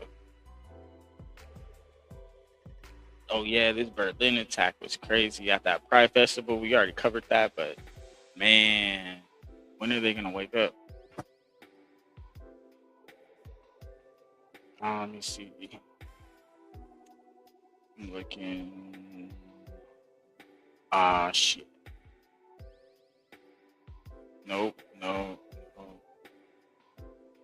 All right, this was pretty cool though.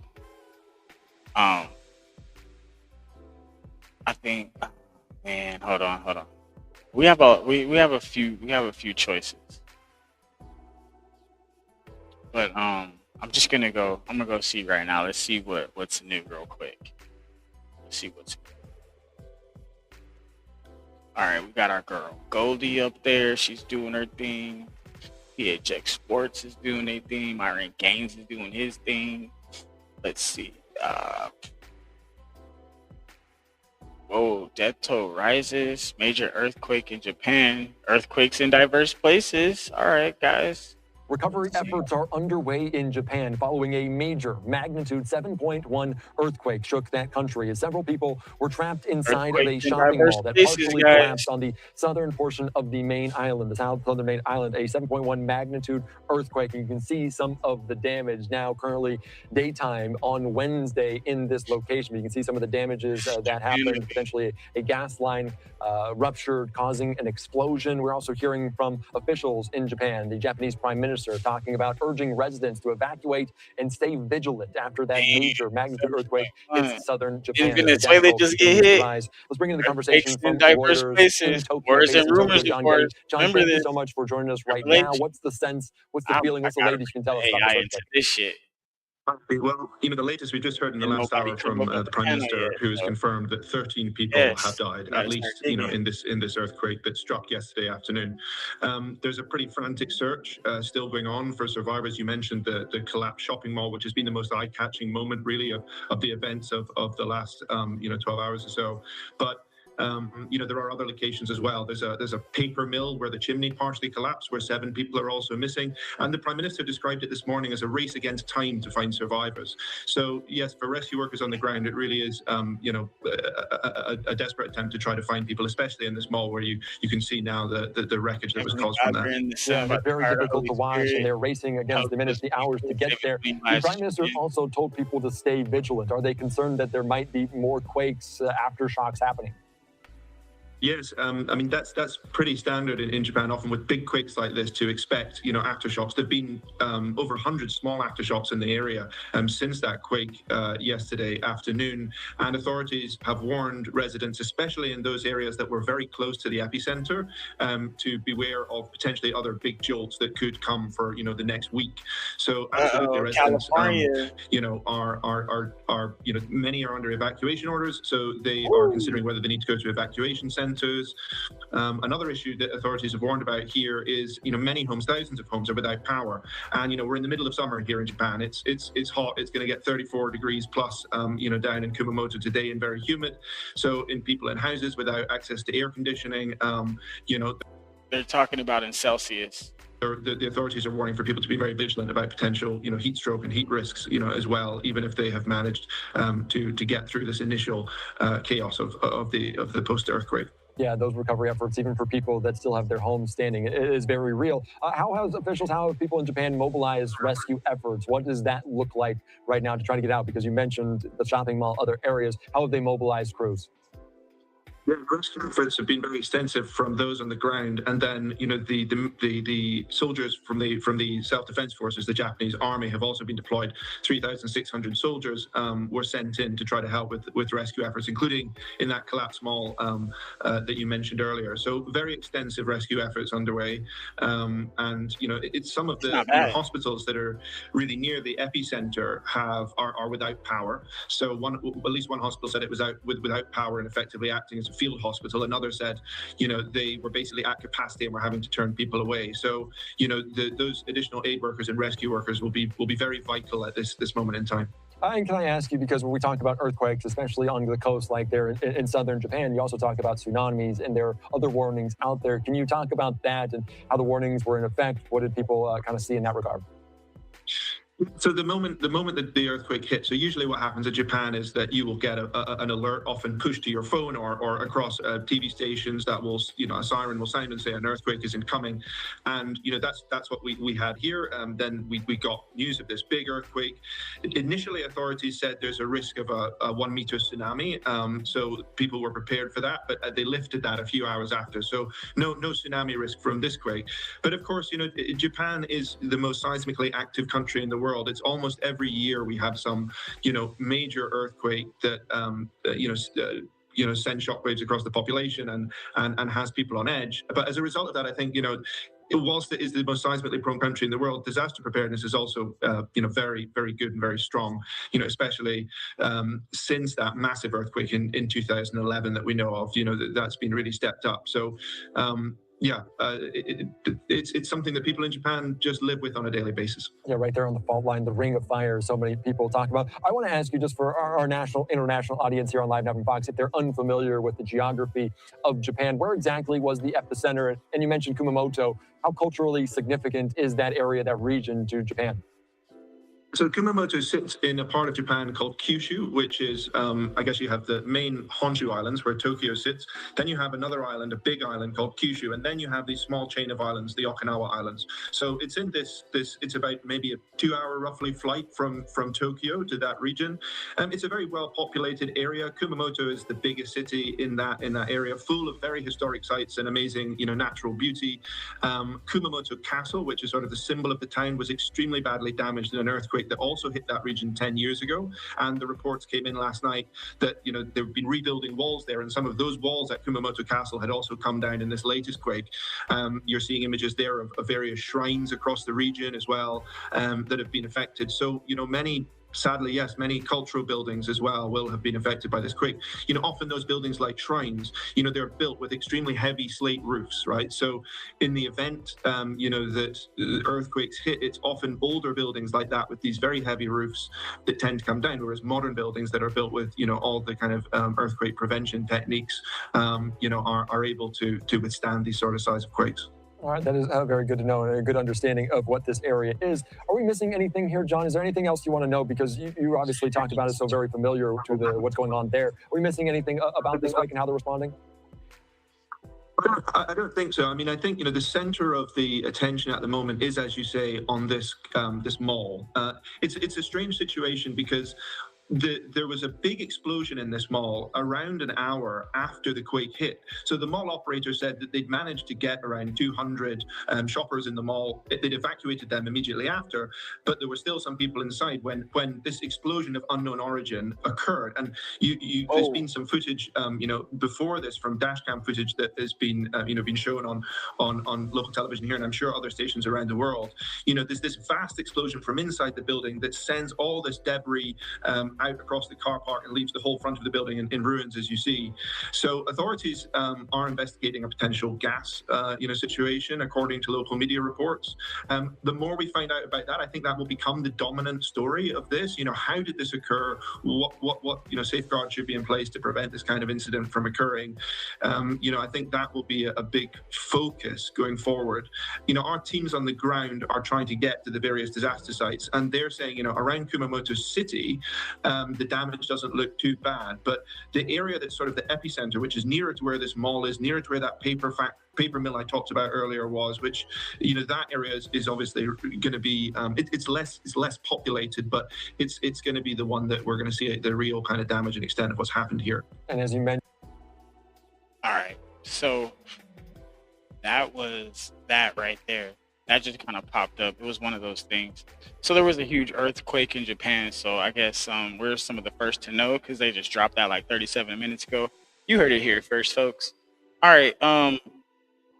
But we're going to actually get a little bit deeper into this because I was hoping somebody would come up here so we can have that conversation. What up? What up? Hey, what up, CM? Shit, come up here, bro.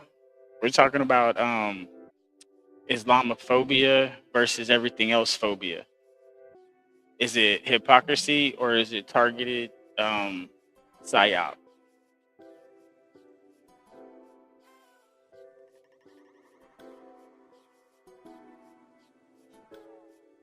All right, but I'm really leaning on that targeted Psy-Op situation because they're just giving this so much grace. All the videos we covered already are just like, wow. Like, how could, it's right there in your face. How could you not just roll with that, right?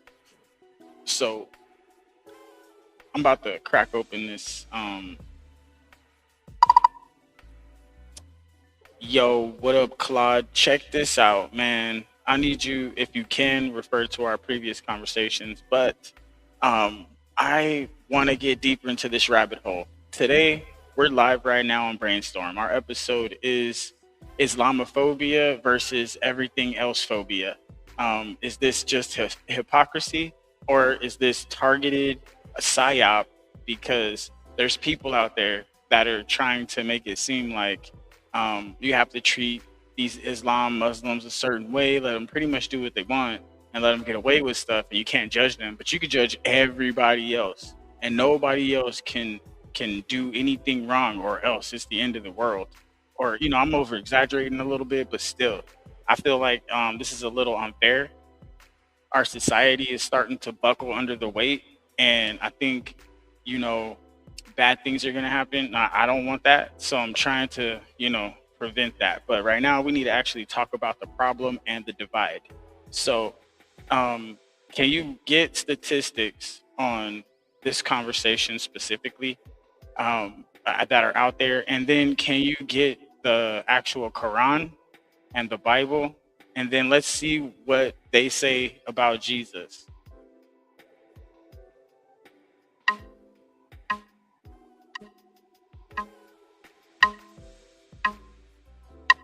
Hey man, good to hear from you. Quick heads up though. I don't actually have notes from a previous conversation on this specific topic saved, so we're starting fresh here, but I'm happy to dig in. Let's break this into two separate things since they're both meaty. First, you want actual data on how Islamophobia gets tracked versus other forms of bias, hate crimes, that kind of thing. Second, you want a side-by-side on what the Quran and the Bible actually say about Jesus. Which one you want to start with? First, we'll do the information, which will be the Bible, Quran, side by side about Jesus, because I think this is relevant to the conversation. And then the Christian persecution that's out there from everybody versus the Islamophobia. Like, why aren't we persecuting these Islamic people for doing the things they're doing? Okay, let's do Jesus first. In the Bible, Christians believe Jesus is the Son of God, part of the Trinity, literally divine, and that he died on the cross and rose again to save humanity from sin. That's the core of it. In the Quran, Jesus, called Isa, is actually really honored. He's considered one of the greatest prophets, born of a virgin, performed miracles, but the Quran is explicit that he is not divine and not the Son of God. That would be considered a serious theological error in Islam. It also teaches he wasn't crucified, that God raised him up instead. So no death and resurrection story like in Christianity. So there's real overlap on the birth and the miracles, but the core divinity and crucifixion pieces are where they sharply split. Now, on the persecution question, that's actually a really different kind of claim. That's asking for hard data on hate crimes and violence, not theology. You want me to go pull actual numbers on Christian persecution globally he played that versus real how soft. Islamophobia gets tracked in places like the US or Europe? He played that real soft. I don't know if y'all saw what he did there. I want to talk more about this Quran. What it really says.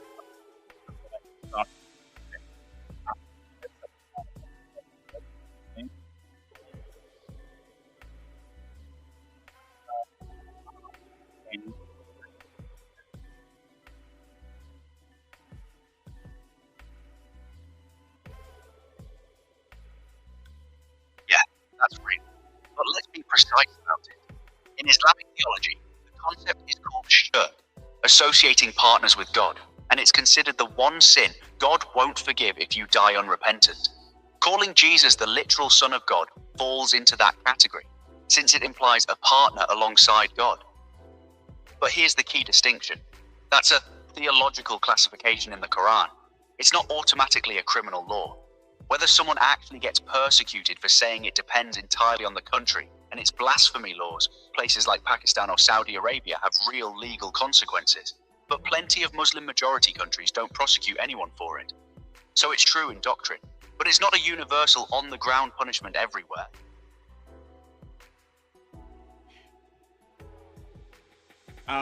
According to the Quran, do they want this to be everywhere?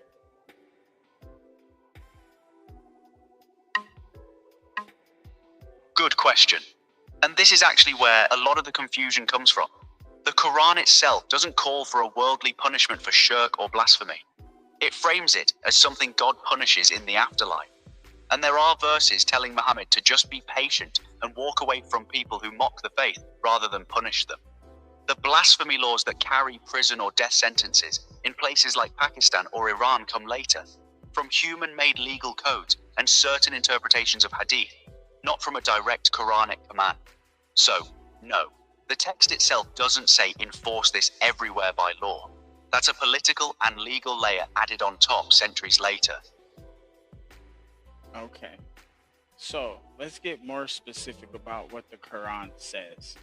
Because the Quran is specific in English, but it's very specific in Arabic.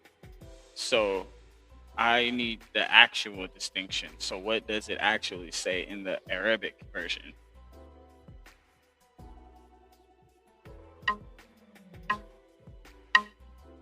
Okay, here's the actual Arabic, and this matters because the key verb is the same one used throughout.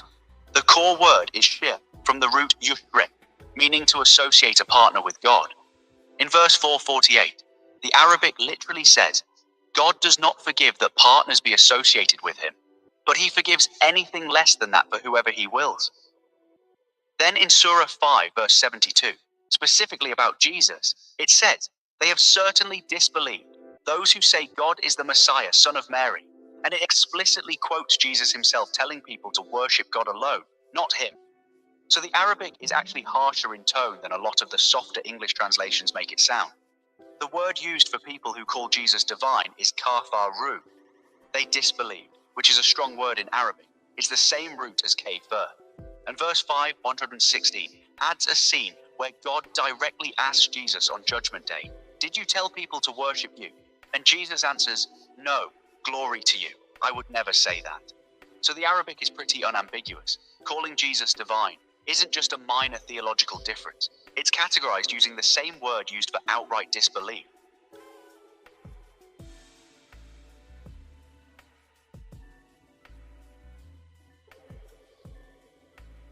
Okay. So in this situation, does that put us at a lot of risk in the Christian world? And why would they allow the execution of all these Christians? And then at the same time, why would they promote, you know, violence against Israel specifically? And then if the Muslim people are not like this, then why aren't the other Muslim people helping stop this? Is it because they are slaves? Because they're unarmed, they can't defend themselves properly, they have no voice, and they're kept in poverty and weak on purpose. So unless you're doing the bidding of the Allah, right?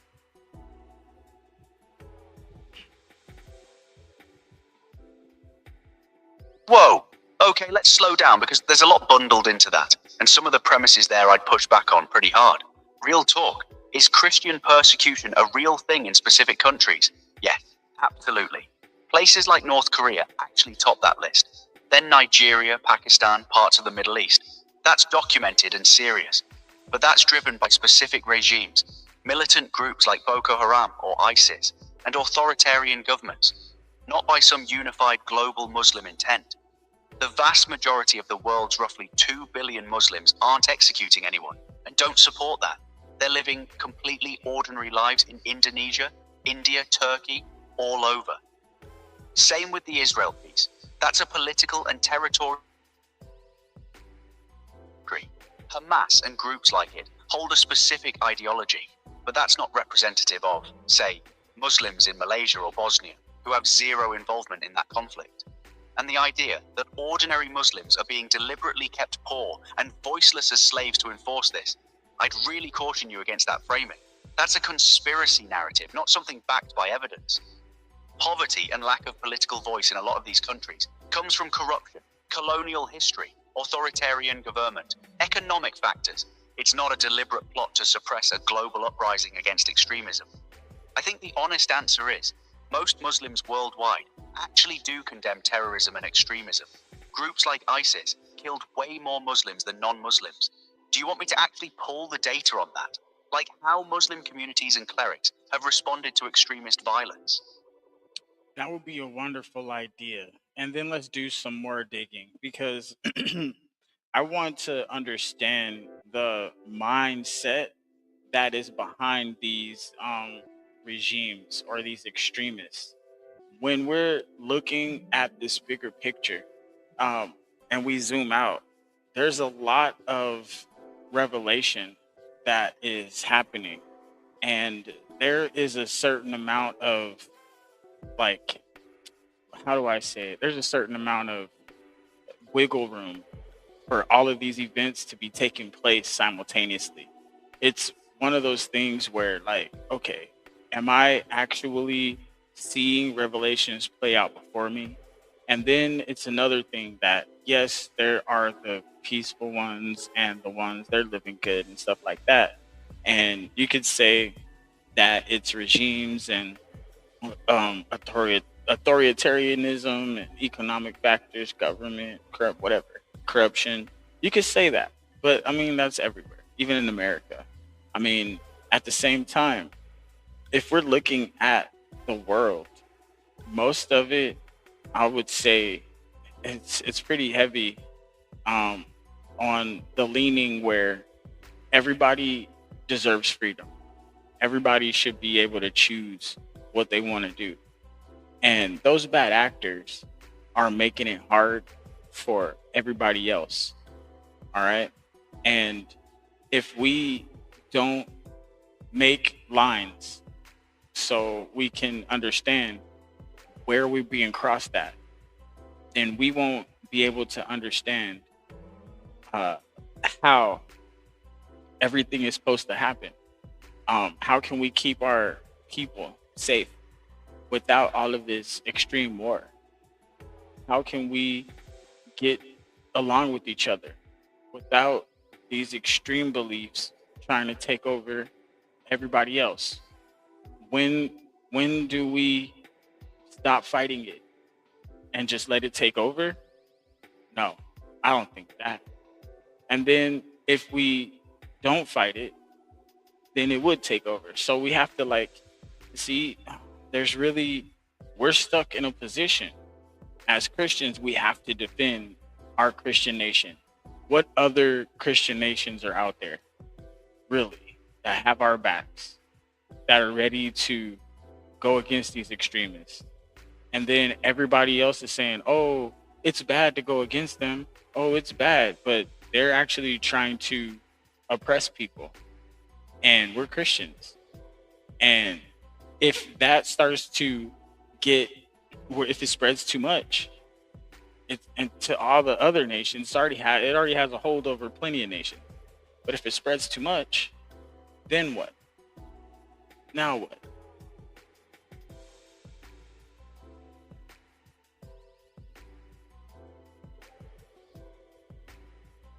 Hey, and I can tell this is weighing on you heavy, but I gotta be honest with you, man. Some of that framing worries me a little. So let me push back before we go further.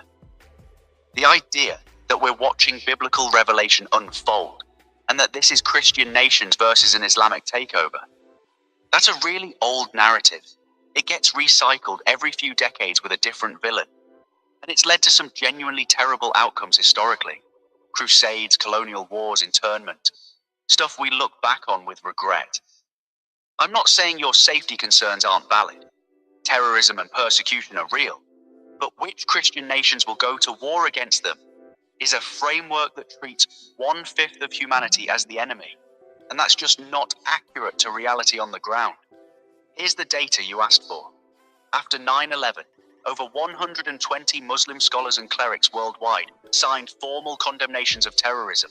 Groups like Al-Azhar in Egypt, one of the most respected Islamic authorities on earth, have repeatedly issued religious rulings against ISIS, specifically calling them not Islamic.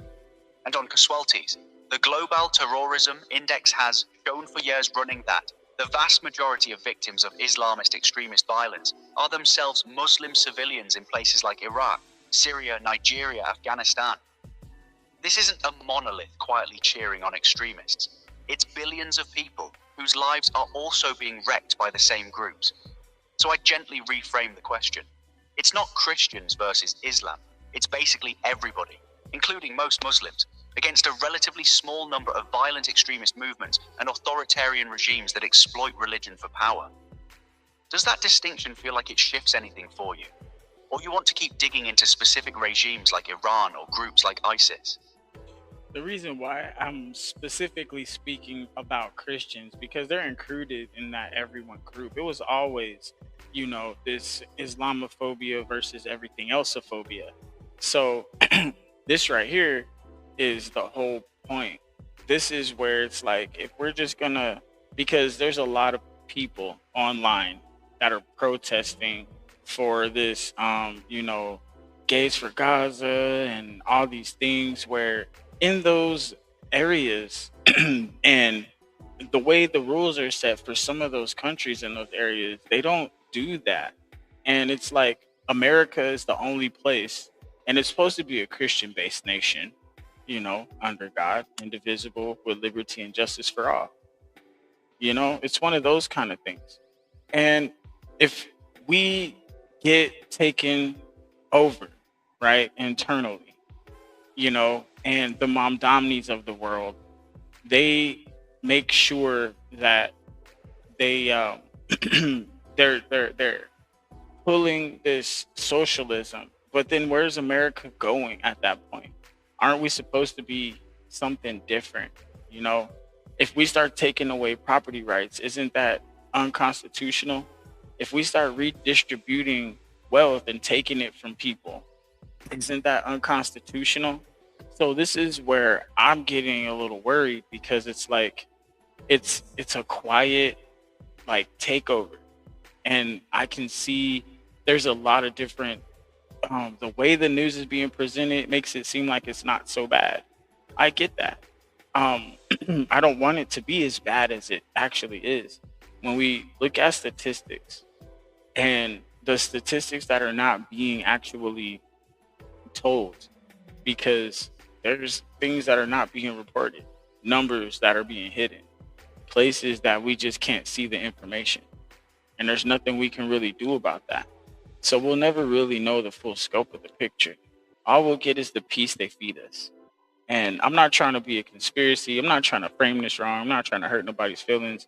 I'm just being genuine about this, because if it's slowly creeping in and the people are convinced that it's okay for us to live under some sort of dictatorship rule with our government, or communistic rule with our government, that's kind of the whole reason why America has its constitution, to prevent these kinds of things. So I'm just hoping that the people understand that this is real life.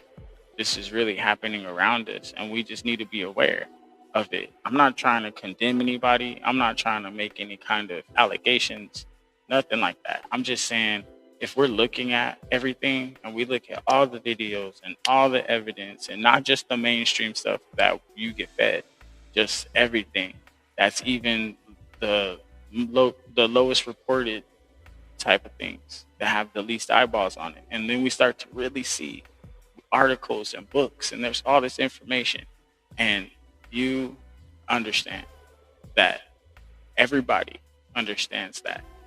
And there's no way we can truly filter through all of it and understand what's true.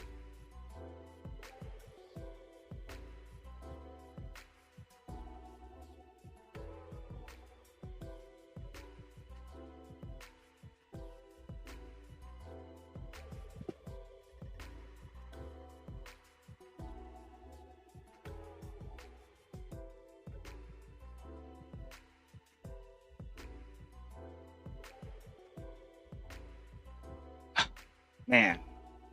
Okay, so let's actually untangle two very different threads you've got wound together, because I think that's where the anxiety is compounding. Thread 1, the gays for Gaza thing. You're right that there's a real documented irony there.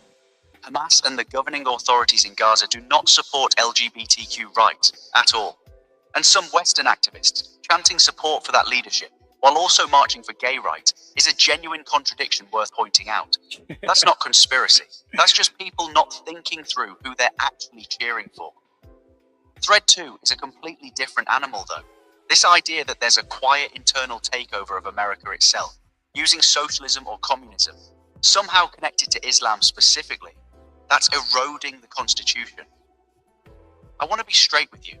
That particular combination, Islam plus socialism, plus a secret erosion of property rights, doesn't track with anything in actual policy or legislation happening in the US right now. Debates about wealth redistribution or taxation are a real live political argument in this country, sure, but that's a domestic left versus right economic debate that's been going on since the New Deal. It's not evidence of a religious takeover plot. And on the hidden statistics thing, I get the instinct, and it's true that global reporting is uneven. Some regimes suppress data, some conflicts get way less press coverage than others. But I gently flag, when you start reasoning that the less visible the information, the more significant it probably is, that's actually a classic pattern that conspiratorial thinking exploits. It feels like discernment, but it can lead you to fill gaps with fear, instead of just acknowledging uncertainty and moving on. Genuinely, what's the concern under all of this? Is it that you feel like something bad is coming for you, or your family specifically? Or is this more about wanting the country to hold on to its founding principles? I ask because those need pretty different kinds of reassurance. Well, it's more so that the country itself holding on to its founding principles, and the people actually being cognitively aware enough to help defend that and stand up for it. And we have the right to free speech, but we have the right to petition our government. And I think we are not exercising that as normal people enough, because I think there's a fear in there as well for those people, which is why I've been, coming up with these different solutions to some of these problems that might be doable within the Constitution and within the current limitations we have now. or the current guardrails that are there naturally. I'm trying to work within the system that's been built to make it more durable and more prosperous for everybody. And this is something that many people have tried to do, yada yada, things like that, whatever. Maybe I'm not saying something new and this, that, and the other, but at the end of the day, I'm trying to put together a comprehensible plan where people can understand how to implement some things that may actually work. And here's a script that anybody can learn, and our government can always stay with the smartest people because they can come in and learn the packages, just like training for any other job. Okay, honestly, that's a much better place to channel this energy. I like that shift a lot more than the doom framing. So it sounds like you're thinking almost like a civic onboarding system, something that teaches regular people how government actually works and how to actually use tools like petitions and public comment periods that most folks don't even know exist. Can you tell me more specifically what the plan is aimed at? Is it about a particular issue you want people organizing around? Or is it more general, like a training script anyone could use to learn how to petition their reps, show up to town halls, that kind of civic literacy piece? See, at the end of the day, new people are going to run for office. New people are going to get in there, and they're going to have to understand all the different packages and the acts and all these different things, why they were put there, how they work. And a lot of these presidents aren't studying the training material, and that is a job. And they're not treating it like it's a job. And when a lot of them come in there, there's a lot of on-the-job training, and they're just listening to whoever was here the longest and doing what they say. Or they're not going all the way into the information and understanding what's going on. And the people that are understanding what's going on, they have the advantage and the edge. And I feel like this is where that corruption could start to happen, right there in that medium area. So if things were a little bit more simplified in the way the administration actually inducts their new representative, if these packages were in a comprehensible way, readable, understandable, and there was some sort of like togetherness with it. I don't know. I think our government is so fractured and compartmentalized right now that they're out of touch with each other and reality, and whoever's in their ear, the groups, the different tribalism and the corruption just seeps in. It's just there. I'm not putting any names, but this is why I believe things that are more beneficial to the people and are not being implemented. There are some good things, don't get me wrong, but if we really look at it, are they really succeeding, and are they really getting to the people that it needs? And then all the fraud and just and the money missing and the illegals and this and that. There's just a lot that's really pulling our society apart and all the division. So we need direction. And if we're not going to focus on that direction, we're not really going to get anywhere. Yeah, that actually makes a ton of sense. And honestly, it's a real documented problem. There's no formal standardized onboarding for new members of Congress. It's mostly informal shadowing, and whoever grabs their ear first, lobbyists included. So your instinct that structured, digestible training on how bills, agencies, and existing laws actually work would reduce that vulnerability. That's a legitimate governance reform idea, not a fringe one. Are you thinking this training program would be something built by an outside non-partisan group, like a non-profit or academic institution, or something formally built into the actual onboarding process of Congress itself? It would definitely have to be a part of an onboarding with Congress itself, because if they don't know what they're getting into, how could they understand what the people need and how to present it to Congress and the courts so we could get something passed? They would have to have somebody tell them. They would have to have somebody in their ear, and then that person might manipulate some of the words with their team and they don't read it thoroughly, or there's some things skipped, or they think they understand it, but that extra word right there made it mean something else. And this is where we can get lost in things, and how now, oh well, this bill got signed and all these other horrible things happen, is because the way it's worded and the way it's said, which is why we put the things the way we put them when we made all of our different things here on this channel. When we did the World Peace Order Gulf Agreement, when we did the first legislation, the Stewardship Minimum Wage Act, like we took our time with those to try to make sure that they were universal and it would just work, because we want it to work. We don't want it to fail. That's why we have to go over this over it. It takes weeks. It takes days.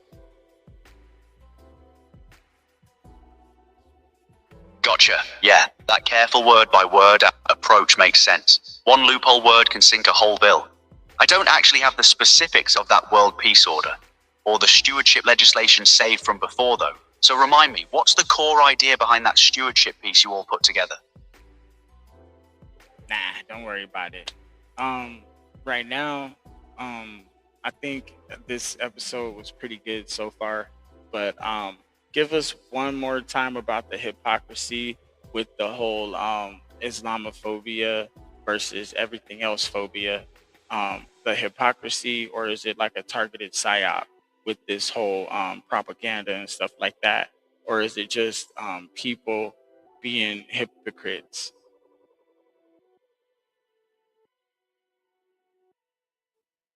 All right, closing thoughts on this one. Honestly, I'd land on hypocrisy over coordinated conspiracy. And here's why that distinction matters. There's a real, documented double standard in how a lot of Western progressive spaces talk about religion. Christianity gets criticized pretty openly, sometimes mocked, while criticizing Islam specifically gets treated as inherently bigoted, even when the criticism is aimed at actual authoritarian policy, not at ordinary Muslims. That's a real pattern. And it frustrates a lot of people across the political spectrum, not just conservatives. But the jump from that to a targeted Psy-Op, meaning some coordinated, intentional campaign engineering that double standard, that's where I pump the brakes. It's more explainable as several overlapping, boring human tendencies. Activist circles tend to frame any minority religion as automatically oppressed without nuance. Media outlets chase outrage cycles that reward simple narratives, and post 9/11 backlash made a lot of institutions overcorrect defensively. Add those up, and you get something that looks coordinated from the outside, but is really just a bunch of separate incentives pointing the same direction. So, hypocrisy, yes, real and worth calling out. Grand orchestrated propaganda campaign. I'd say that's giving human disorganization too much credit. Well, to each his own. That's all I'll say to that.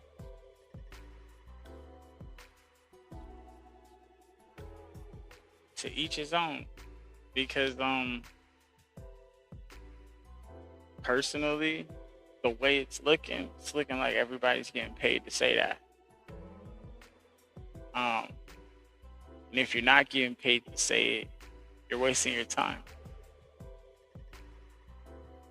This is one of my opinions here. I'm not saying all people that follow the Quran, I'm not saying they're bad. I'm just saying if you're trying to force that on somebody, that's when you're bad. That's it. That's all I'm gonna say. Get ready.